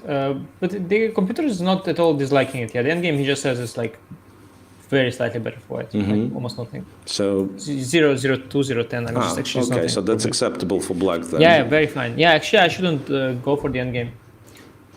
It's true, yeah. At first, I was excited about e3 knight d4, but then the thing is that my knight is also not so stable because you get the c5 all the time. Yeah, and shall we take a look at the other game? Yes, of course. Yeah. We do not expect Wesley to, you know, to give it away once he's got it, but King's Indian. at the same time, yeah. The position is funky. That's a wrong. Hang on, that's a wrong game. It is a King's Indian, and if anything, this g4 line is not something that. But black played something very old-fashioned, yeah? This knight d7, e5, trying to avoid the queen trade with d e5. c5, okay. g4. Knight g8, okay. Wants to go bishop h6. You have to go knight f3 back. Yeah. Knight b6 and then f5. So Opening the everything bishop, yeah. traded, Makes sense. knight g5, bishop h6. Okay, I think it could be worse for black, yeah? I mean, for must win, you get some very murky position. I don't know, your king is on the king side, you went g4. I think, given the situation, black is sort of like, okay, happy. Yeah, absolutely. I don't think he cares an awful lot about being worse, being lost. I mean, as long as there are practical chances. But, well, that's assuming he is worse. I mean, is he even worse? He's not worse necessarily. Maybe he's better? I don't know. Yeah, and what's the move, by the way? Queen d7 That's what I'm wondering. or H4? sorry, queen d2 maybe. I was thinking yeah, queen H4, d2. queen Yeah. H4 works as well. I think it's a bit odd, the combination of white's open king side and the king there. Usually the king then castles long, yeah? When you do this whole g4 business. Or you are much further advanced. You already by that point have a king on h2, rook on g1. Yeah, like maybe one tempo only. Like imagine the king on h2, so in this position you go rook g1. All of a sudden everything seems to be under control. Maybe. Okay, so now he has to choose between queen d2 or h4. Yeah, he chose queen d2. I mean, managed to get himself into a very nice fighting position. Yeah, some chances there. So, question. Queen d7? Yeah, like what's the move? Once again, back to this. I can take queen d7 or I can play queen d7 first. I'm a bit worried about knight e6 somewhere, but you can just capture that, yeah? It's not a problem. Yeah, maybe queen d7 as he played. Probably that's, you generally want more pieces, not less pieces. Even though taking on g5 and queen d7 would also be interesting. But how is white protecting the h-pawn? Is it going h4 or you just you lose the pawn? That's... Yeah, I was once again thinking about king h2, but then you take and take, and then there is It's just very bad. Yeah, there is no comfortable move. It loses the pawn and. Okay, yeah, I don't know. Maybe it looks bad for white. Maybe it's H4 maybe. Maybe it's time to go like 96 or something. Yeah, but I was thinking about 96, but I will just take it. Uh, Bishop e6. Bishop e6, pawn takes, queen Queen takes e6. takes, yeah. Okay, I won a pawn. And some bishop g4. Queen f. Knight c4 is not working by any chance. It might, yeah. Queen d3, queen f7, yeah. Even if it didn't, I would have queen g6 or all kinds of moves. I don't know. Yeah. I mean, I definitely black is definitely. Yeah, black is more than okay. So And there are ideas if you go h4. I was thinking bishop h3. And funny threat of if you move the rook, let's say, then knight takes c4 and queen g4. Yeah, that's cheap tricks. and queen g4. And if you take on h3, I take on h3 with the queen and bishop h6, knight h6, and I've got the g file for my rook. Bishop It's h7. very strange how Amin got from this knight bd7 c6 nonsense, how he got this fantastic fighting position. Yeah, c6, but what's d5 is right, I think. d5, this cannot be wrong. c5 cannot be wrong. D2, usually knight e1, yeah. Yeah, play usually knight e1. they try for this, get the knight then on f4, d3, right? Yeah, knight d2 is a little Knight odd maybe. d2, king h8, and he was And also he could go king h1 if he wants. yeah, And then again knight g8. No, he didn't like knight g8 and f. bishop h6 idea, right? Why is the knight on d2? Why it's not on... Yeah, it is strange. Maybe that's the culprit. But yet again, you're not immediately getting a worse position right after just misplacing one piece in the king's Indian. So probably Why? there was more to this. Yeah, probably. But the thing is, I would suspect that once you go for the wrong plan, you will end up like it. The move itself is maybe not so bad, but you will probably have to at some point acknowledge your mistake, come back somewhere, and that's so hard to do that you will basically spiral down. Absolutely, Just yeah. spirals down a bad position. King h1. King h1, yeah. So that's a sacrifice potentially of two pawns, right? Takes bishop h3. No, I was thinking this. Let's say rook f2 and That's a move. I mean, I don't know. Queen e3 or what? Yeah, something. Knight e4 is knight Bishop g2, yeah? Watch out, bishop g2 Ah, there is bishop g2, right. So knight e4, bishop so g2. Queen e3, I think. Yeah. Rook's on we are f2, there. by the way. Queen e3. Queen e3, yes. Yeah. Watch this square. Rook to f8 seems logical. And then he can play knight e4, yeah? Yeah, but... Okay, could be. I mean, white sort of takes over the initiative for like 2 pawns. Knight e4.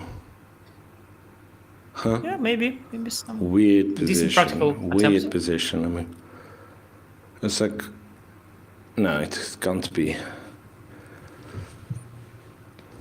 Well, actually, he does get a lot of initiative if, say, this goes for back, sure. some bishop h5, probably start with rook g3. Okay, rook g3, maybe bishop f1. Yeah. And bishop h5, You should watch out for c4 pawn, is yeah. hanging, yeah. Yeah, bishop c4 and bishop d5. And On the other hand, what's black's next move? Can it be that I just played b3? yeah, I think b3 is a good move for sure. Because you play against the b6 knight, I like b3. Yeah, it's... at least the king is safe now. And at least your pieces are good. There are also some motifs of this.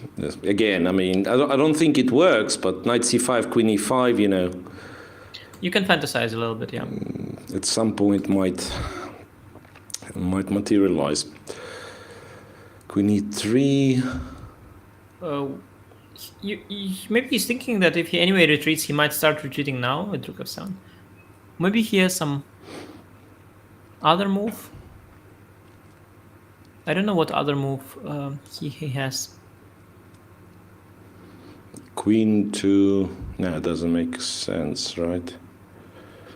Was thinking... I'm trying to find some tactic somewhere to not to retreat. I don't like that whole idea of retreating, but yeah. I don't quite see how to make it work.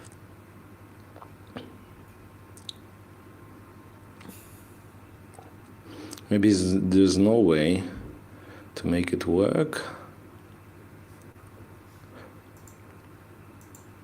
Yeah, I think still tough.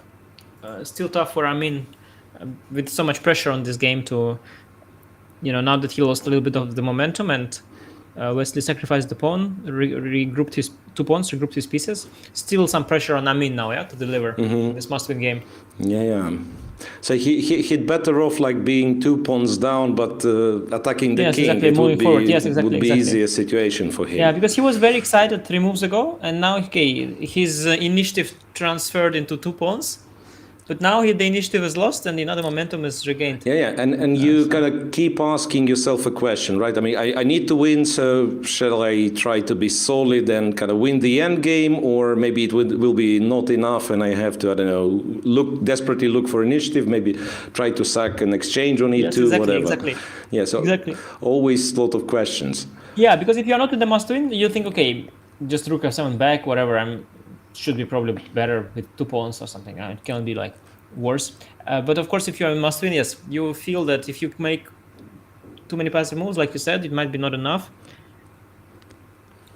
But actually, simply, yes, knight e4, rook f7, b3, maybe knight c8, knight goes back via e7. I mean, 2 pawns is a lot. I don't need to do anything very, very smart after. No, but for b3, I can go bishop h5 already, right? Yeah, but rook g7, rook g3, you can trade. Bishop f5. Trade. I'm afraid I'll trade. The bishop might be lost. There. Yeah, so bishop f5, and let's say a double. But I'm probably not threatening all that much. Probably. Oh, you are blundering some trick with bishop e4, rook g5, queen h3. Yeah. At the very end, yeah. Bishop e4, queen e4, rook g5, and queen h3 is a checkmate. Yeah, that's nice. So I mean, I don't have to prove too much with the 2 pawns. Maybe I can just do that.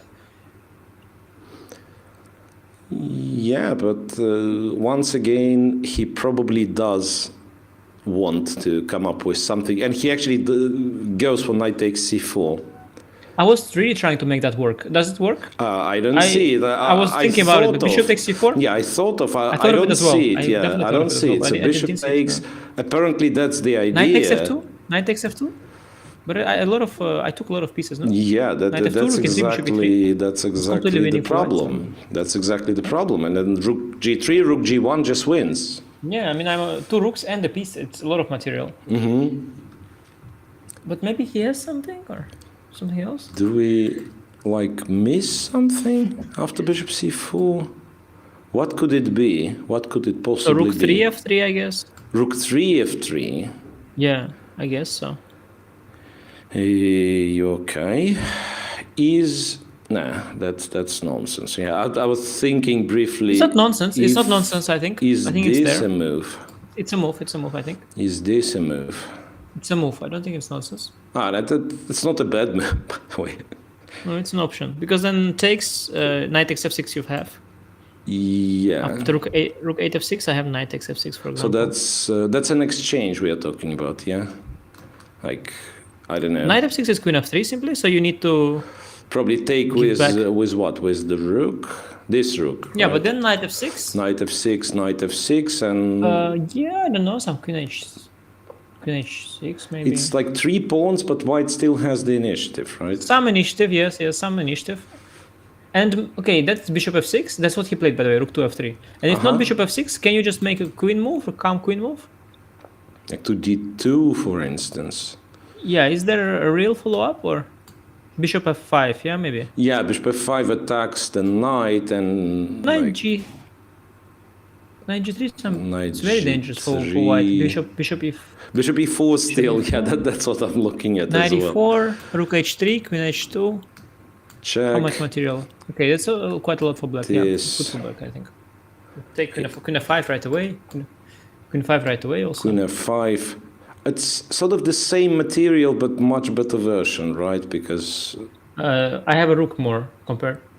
Okay, rook over. And I have an exchange more. Exchange more, yeah. It used to be 2 rooks and a minor piece, right? And now it's 2 minors. This also could be good for white. I don't know. It's very hard to assess. But bishop f6, of course, it's tempting. It's like it's a way to clarify. Yeah. Oh no, sorry, it's not. There is bishop g2. So bishop f6. Let's say rook 8 takes f6. And knight F6, f6, bishop bishop G2 G2. Whoa. Wait, does it work? So rook G2? Rook takes. Check No, over it doesn't. here. It doesn't work. King G1. King here. Yeah, Queen Queen G2, but it's still a piece up for white, yeah? Queen G2. That's what I mean. Yeah, it's still material up for white. Yeah, this is still good for white. 98. But if you go back at some point, like here it's too late, sort of, right? Because it's too rook late, G8 yeah, is a yeah. threat. well, I mean, rook F6 is still there. Yeah, rook F6 is still there. Fair enough. And interestingly, might be better than the other line, yeah. Because it's not like it's happening next move. There is rook G8, but rook on the 6th rank is not bad.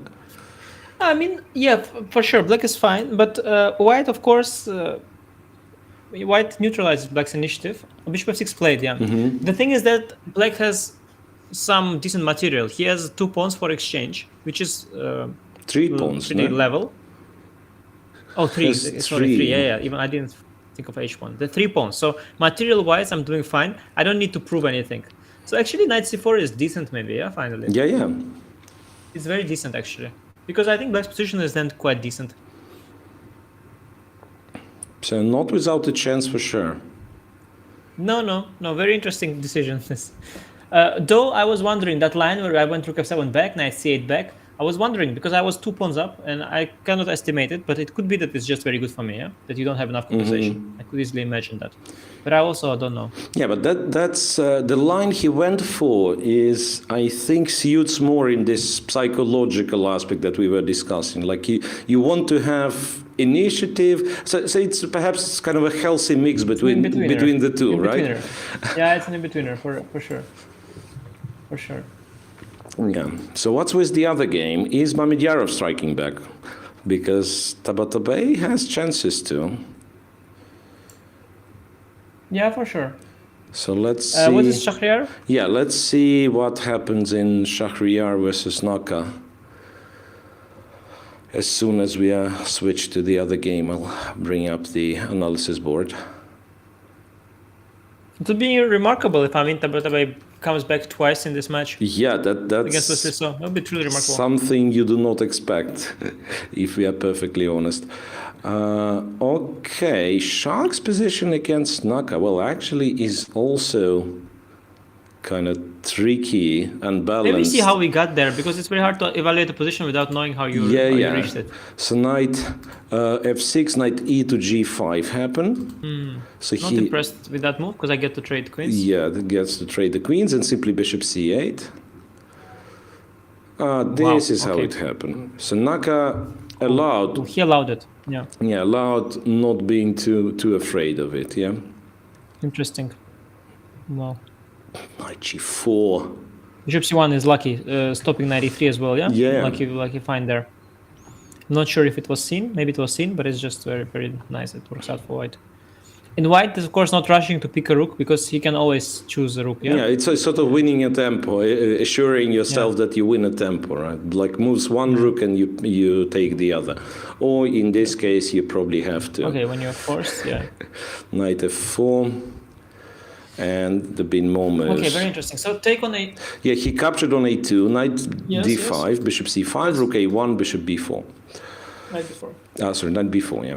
Yeah, take... okay, I can also hit the c5 bishop. That's what I was thinking, like rook c1, yeah? Rook c1, knight... Yeah, maybe knight d3 there, though. Is Knight d3 and rook c3 runs into bishop d4, yeah. In general, if I take on b4 and take on a7 in such a position, how we would assess it? I feel black shouldn't be... But does he... Shouldn't be worse? Is he able to keep the rooks? Because I'm afraid, like, if the rooks are traded, it's a very tough position. Like, if... For whom? Tough for black? For black, yeah. No, just b pawn will be moving. No, if the rooks are like, say you play h5, okay, but I play rook let's see. a1. Maybe f5 is an option. f5. But how are you gonna trade rooks though? like like this, but Okay, but if I get that's one more not pawn, very it's gonna be easy serious. for That's me. not Yeah, very yeah. serious. Yeah, so f5 I should probably capture. And then I will take on f5, and I always have bishop f8. Yeah. This is already. You get this feeling that something is going on.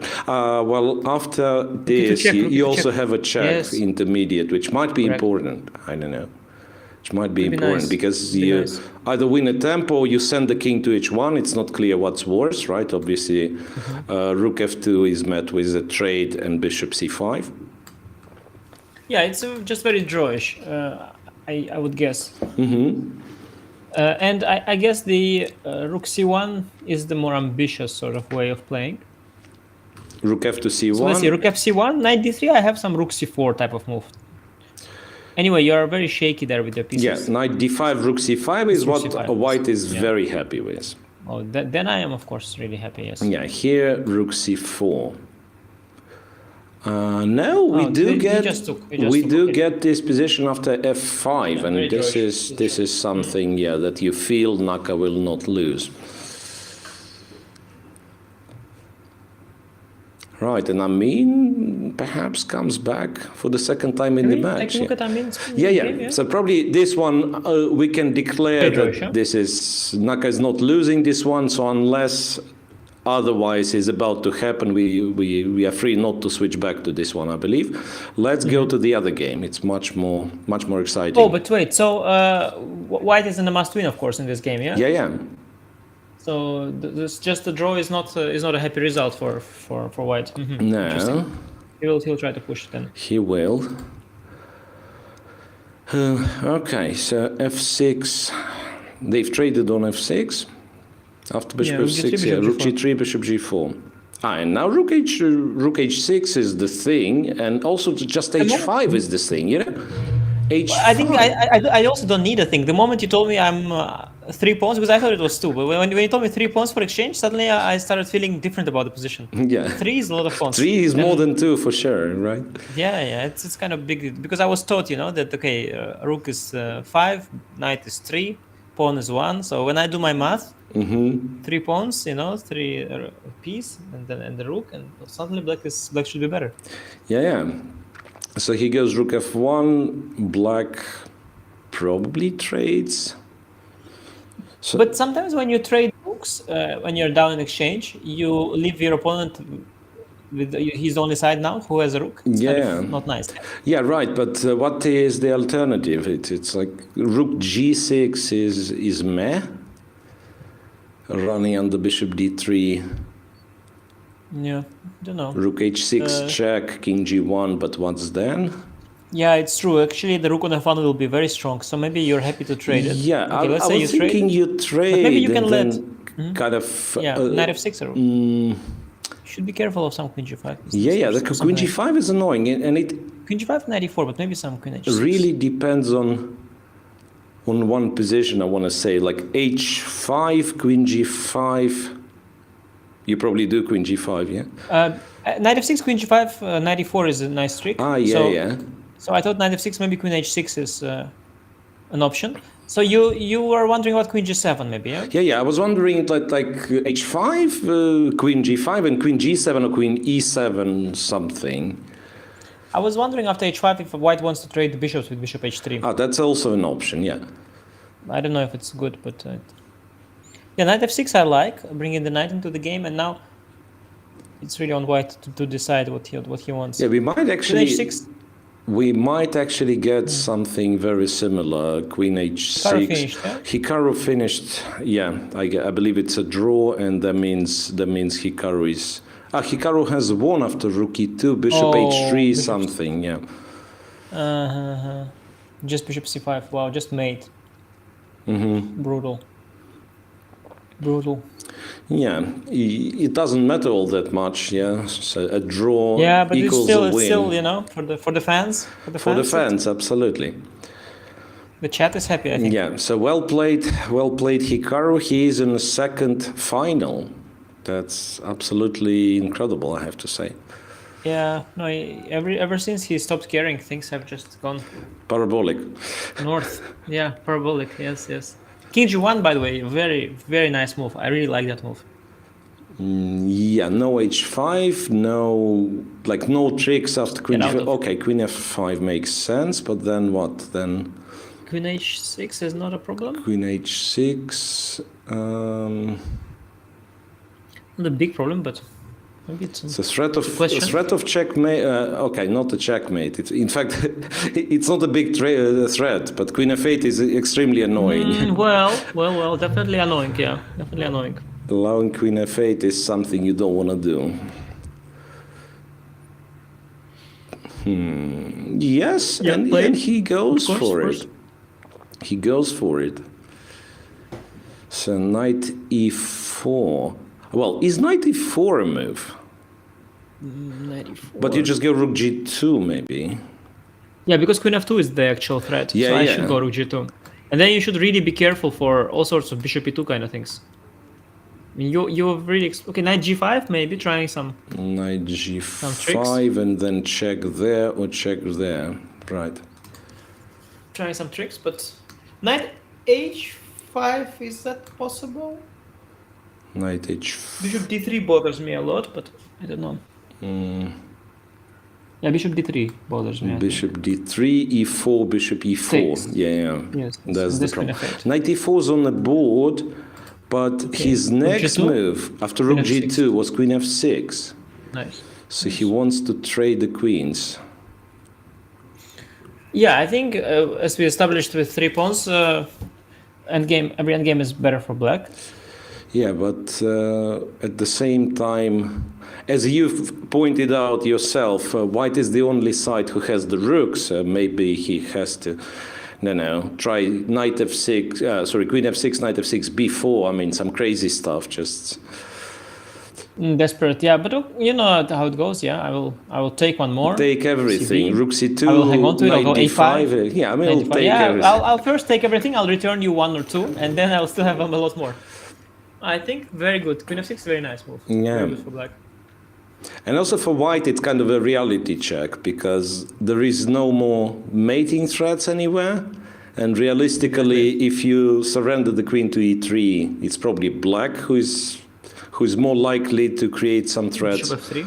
Yes. Yeah, just directly bishop f3. So you have to trade rook g3, basically trying to achieve this. Rook b3, rook a3 rook something. b3, right? In some order. Yeah. Rook. Yeah, but A3 probably whatever perhaps? order, it's good for black. a3, I go a6. Rook b3, you go b5, and then rook a3, you. Bishop c8. Yeah. Bishop c8 is there.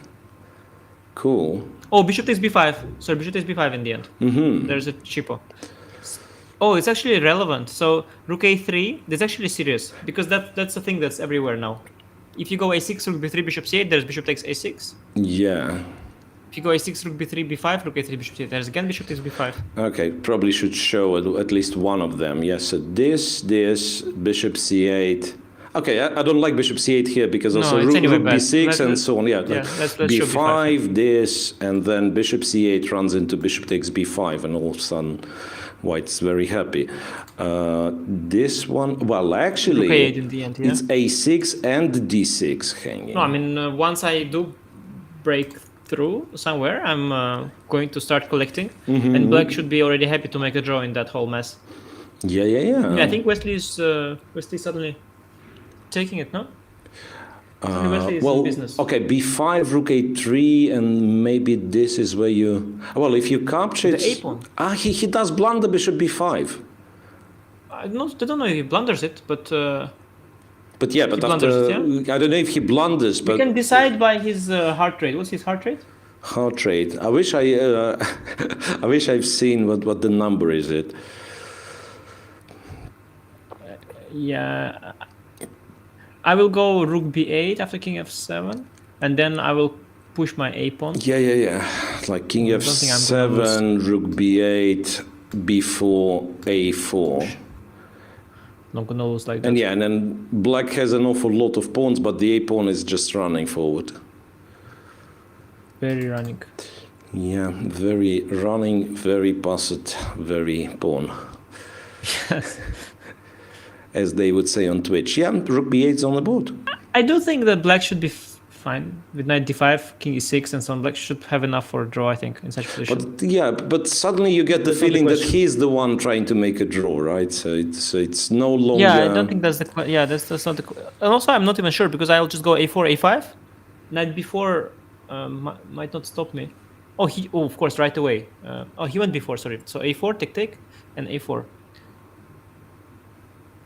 Yeah, just winning maybe. Yeah, if I just push the pawn. Yeah, I don't see it. King e6, a5, knight b4. Knight b4, rook b4 is there. Sorry, cb and b3. Yeah. Yeah. Yeah. That's how you defend. Knight b4, rook b6.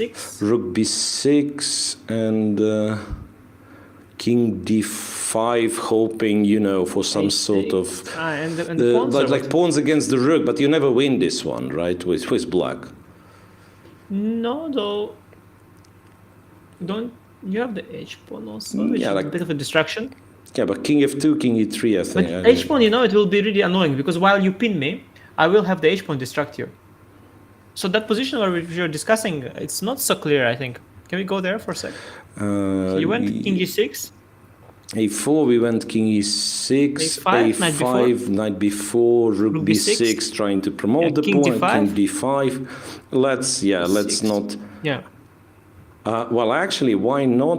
Maybe I have to be clever. Maybe I have to play Yeah, but let's say this. I'll go e4. e4. what I was Anyway, saying, Anyway, Yeah, I will let's take. agree. We achieve. Yeah, king e5, for example. King e5. Yeah. King e3. So I will go That's not d5. kind of d5, have rook rook h6 h6. I already, thought. How can I lose this? It's absolutely impossible to lose with these white. positions. These positions are like very often they're kind of drawn because you cannot make progress with white. Like depends. I think there are like some research done on if this e3 d4 c5 or b5 c4 d3. Like depends what they are. Yeah. Some of them are drawn. Some of them are lost. It depends where the pawns are. But there is no talk of black winning. Of course, it's just maybe it's sort of a holding. Maybe not. Didn't take on a6. That means, it's a desperate attempt to stop the rook pawn with the knight. But it's even more. It's completely lost. It's completely lost. It's a queen. It's a queen. Pawn is a queen. Yeah. I will take the knight with the rook. It's just resigned. Okay, and that was it. Wesley. Well, at the very end, it was impressive. This pendulum with the rook. Yeah, it came out of the blue because for a second I thought that black was still on the good side of things, still better, and suddenly rook came, and there was trouble. Yeah. But really, it was easy to overlook, I believe. Like you've pushed the rook back to g2, so now it's sort of limited to operate on the second rank, and then the moment it returns back, you already realize. When he went on move 53, he went h5. 50. Sorry, not 50, no, 33. Where is it? When he went h5 after rook g3. Yeah. Let me see. H5 is not. King g7 instead. Maybe I can play. And then the whole thing doesn't work anymore. Yeah, you're absolutely right. So h5 is very human. You want everything to be protected, right, and so on. But if he, but it was crucial. Maybe. Had he seen the line that there is such and such threat, right? So now everything works perfectly, it seems, right? Yeah, in the same line, at least there is no bishop b5, and I think that could change the bishop evaluation c8, dramatically from better for white to better for black. But I'm not 100% sure, but I think that the king g7 would make a difference, yeah. Yeah, absolutely. No, I'm sure it does change a lot. It's like maybe you have to do right? this, whatever. Yeah, but that's different. That's now we have absolutely c4, different, and then white is fighting for survival. White is fighting for a draw, exactly. And there is no guarantee that he will succeed. Anyway, Wesley and analyzing, but the tie breaks are over. It's all-American final, ladies and gentlemen. Wesley So and Hikaru Nakamura. So, well, it's hard for it not to be. They're the more Americans by the year, so at some point, it's heading towards. At some point, I was even watching when Levon was playing Hikaru, and somebody said it's an American derby, and I was thinking and I was like, yeah, it is, What American derby? Yeah. Yeah, Levon against Hikaru. So it's many great American players, and So guys it's hard to have a final without them. For sure. The guys are increasing their presence in top 10, right?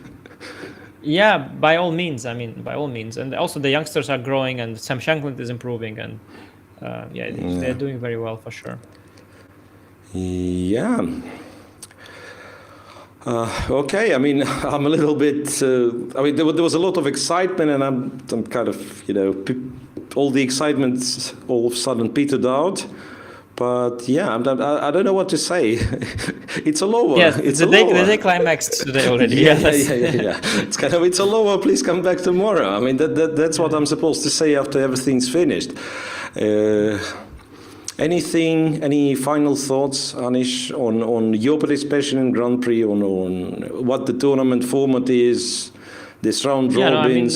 Definitely very exciting for spectators as well, and because almost every day there was something at stake, and now it so happened that the spots have been decided. Richard and Hikaru deservedly took their spot, but still, as we see today, it could all be decided, but the games can be so exciting that just for the pleasure of chess, I think it still remains very exciting to follow, and I'm looking forward to a very interesting final, because Wesley against Hikaru, that's always a spectacular matchup. Yeah, just two very different players that are both extremely strong, each in their own way.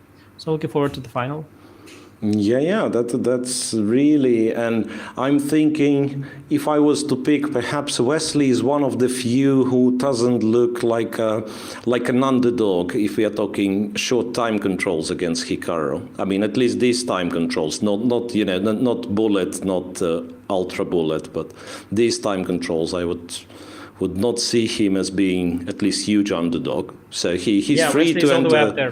there. So all rounded, also very, very solid normally.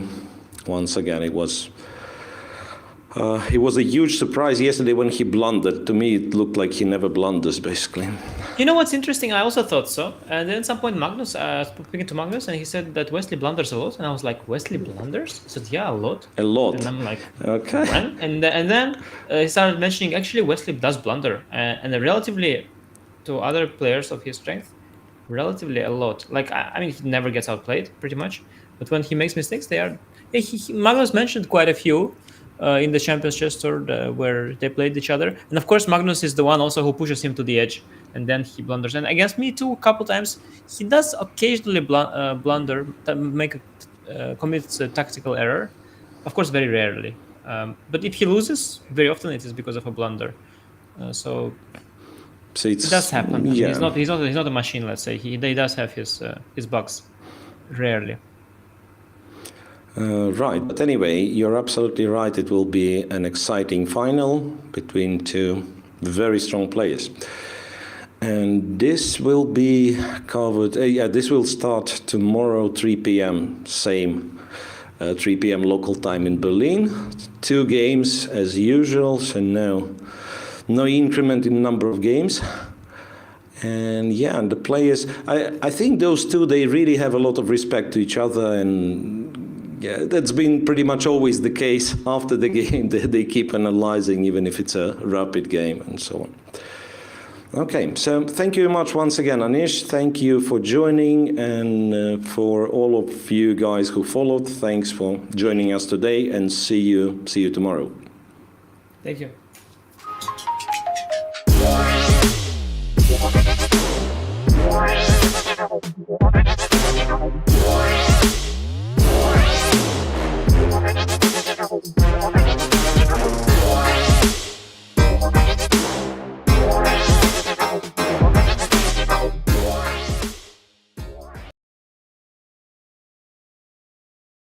Victory in the match today. How was it going? Well, first of all, I'd like to say great match to my young opponent. So I had to give my all. It was very tough. Hopefully one day you'll be as strong as Ali Reza and get there one day. But yeah, in any case, yesterday I made the worst blunder of the year, basically.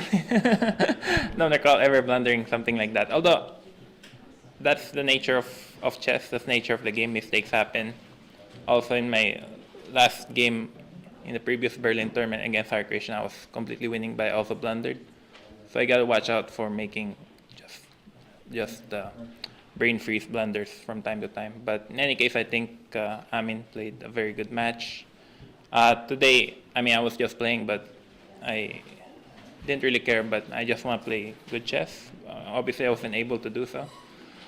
But how did you deal with this pressure from yesterday? Of course, it's one of the worst moments for anyone in chess, like to go through this, and still you need to play. And how did you cope with this? Yeah, to go from equal to -6 is crazy. But I was also inspired by the fact that of Amin's game against Yu Yangyi, where Yu Yangyi failed to win a -8 game.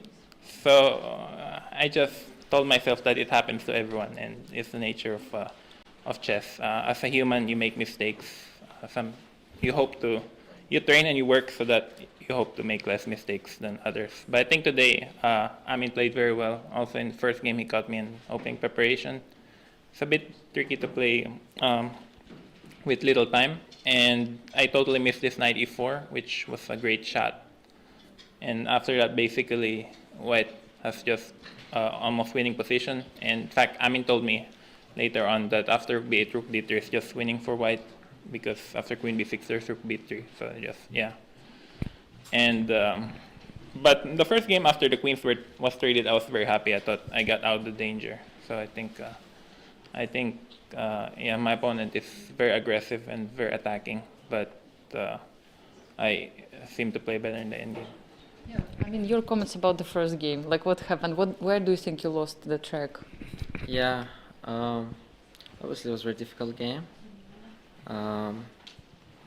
So I know that like Wesley knows his lines really well, so I just come up with this new idea, like not new idea, but sort of fresh idea, which my second hand Steamer suggested me to play. I also recently published a course on Chessable on this Jubava London system, and by this line I got completely winning position. Okay, not completely winning, but like +2, +3 against Wesley, fantastic chess player. So yeah, I was very happy about the outcome of the opening, but then one moment I missed this rook d3, and after that I think Wesley played brilliantly this idea with knight f5, a5, h5, and sacrificing the pawn on a6, which shows his great understanding in endgames. But after that, I was like almost had no hope for the second game, but somehow I managed to get also a winning position in the second game. But still, it was like very, very difficult. This c4 move, was it difficult to find? No, I saw it immediately. I mean, to me, it was obvious. But okay, after that, he pointed out an idea with bishop f5, bishop g6. Maybe it was interesting, but also I think the moments where I plundered was h5. If I go king g7, I don't know if the endgame is winning, but obviously good practical chances. But overall, yeah, it was a tough match, and I really enjoyed it. I'm overall very thrilled by my results, and yeah, that's what it is. Yeah, I think also I mix up the opening game one and game two. Basically, knight e1 is much stronger than knight d2, so I have queen d2 in many lines. But yeah, it was a good match, and now I know who the traitor is, Hans Niemann. I'll probably play him the US Championship this year, so he's very strong and improving. But yeah, now I know where you find your ideas. But yeah, I think bishop f4, c5. I think this e4 is a very good idea for fast time control. I haven't seen that move in such a long time. I mean, I've seen it before, but I haven't seen it in many months. So. I mean, my question to you, let's say the last one, because you are leaving the Grand Prix series, but what about your experience here? What can you say about your experience in both Grand Prix events you participated? Yeah, it was just awesome playing against all the top players, like most of them. It was a great experience. I've never had this experience before, okay, except World Cup, but Grand Prix is just different level. And yeah, it was awesome. Like, I hope by getting these experiences, I become a better player. Wesley, now that you will play in the final with Hikaru, He was actually predicting that you should win the match because he was passing by the second game. So he's waiting for you already, it seems. Yeah, it's nice to play someone who I know very well. It's probably gonna be my teammate again, the Olympiad. So yeah, the goal just to play well, play good chess. I mean, obviously the candidate spots was already taken by him and Richard, so well done to both of them. But in any case, I just want to play better, and I'm happy. I also want to thank FIDE and everyone who made this event possible, because you look at the news these days and it seems like World War III is starting or something crazy. Europe also in a bad shape right now. So I'm just happy that I have the opportunity to play over the board, because I actually declined a lot of online tournaments this year because I really want to focus over the board in classical chess. But we'll see how the situation in Europe is. As my mom always says, also yesterday, the worst thing that can happen to you is you lose a game, but for millions of Ukrainians, they have to leave their home and lose a lot of things. It's just disheartening to see. Thank you, Wesley. Thanks for your support too, and thank you all for all your comments during this round. Thank you.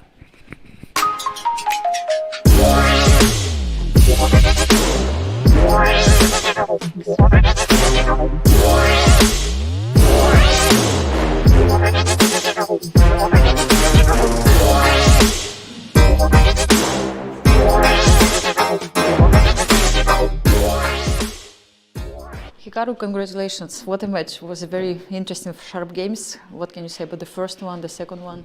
Yeah, I mean, I think the first game obviously was the match, basically. I mean, it was very complicated. I tried to be too creative. I think this whole E takes D4 and G4, I mean, all this stuff was probably way too much. Yeah, I mean, I think Shaq had good chances to win that game, but we got low on time, and then he made this one, I mean, it's not a mistake, I think, but this rook h4, rook takes g4, and suddenly the rook gets trapped, and then you have no easy moves, and I mean, with the minute on the clock, I think it's just too hard to play. So I was a little bit lucky, and I mean, okay, second game, I think was pretty balanced, so it happens.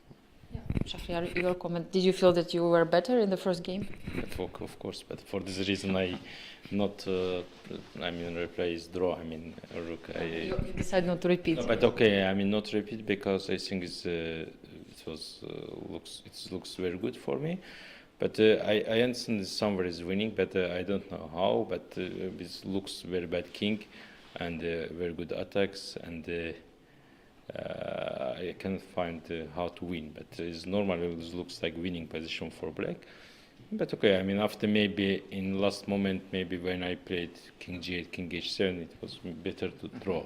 If I don't see how to win, it's position like if you not win, you will lose. Yeah, like saying because if not mate is white is okay. I mean, for this reason, maybe it was better to actually draw in first game and to play normal chess in second. But I want to play good first game. I see it's my chance. But it was a mistake. The first game and the second one, you still managed to get some, I think, good promising position.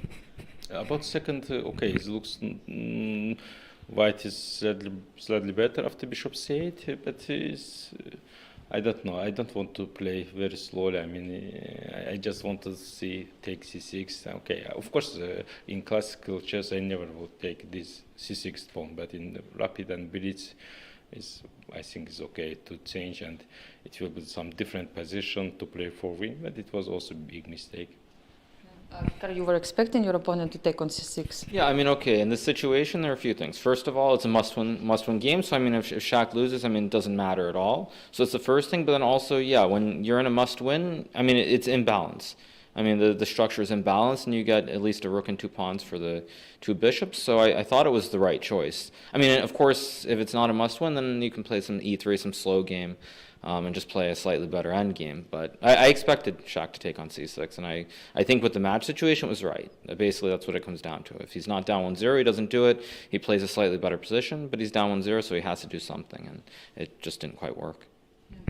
Shahriar, thanks a lot for all the games here, and can you tell something about your overall result in the Grand Prix? Okay, I played absolutely different chess. I think I am only chess player in Grand Prix and it's not lose one game. I mean, I played all draw and win one game. I played very solid chess in both Grand Prix, I mean first and second. And for this reason, I just play, I mean, I don't know, 10 or draw, I mean, and just one win. And normally I played good in Grand Prix, but in this Grand Prix I played not very well. But okay, I mean, still it's good chess, good event, good tournament. And finally, I want to congratulate Hikaru and Richard Rapport and wish all the best in candidates, because it was very good tournament. I mean, it was very nice to see how Hikaru back chess. Okay, his form is not beautiful, we're not very good, but I mean, to lose him in final games, but he played very good and he deserved it, I mean, to play in candidates. Okay, I mean, I hope next season, next candidates, I will back. Yeah, for sure. We also hope you will be back. Hikaru, congratulations, you are in the final. What do you think, whom do you prefer for the final now, still that the match is not over? I mean, Wesley's going to win. I mean, he was completely lost in the first game, turned it around and won, so I mean, I expect to play Wesley, and okay, I mean, we'll see. But okay, it just means I have to go prepare, and I mean, already it's kind of annoying, because for some days now, my mind is somewhere else, but that's life. Yeah. Thank you so much. And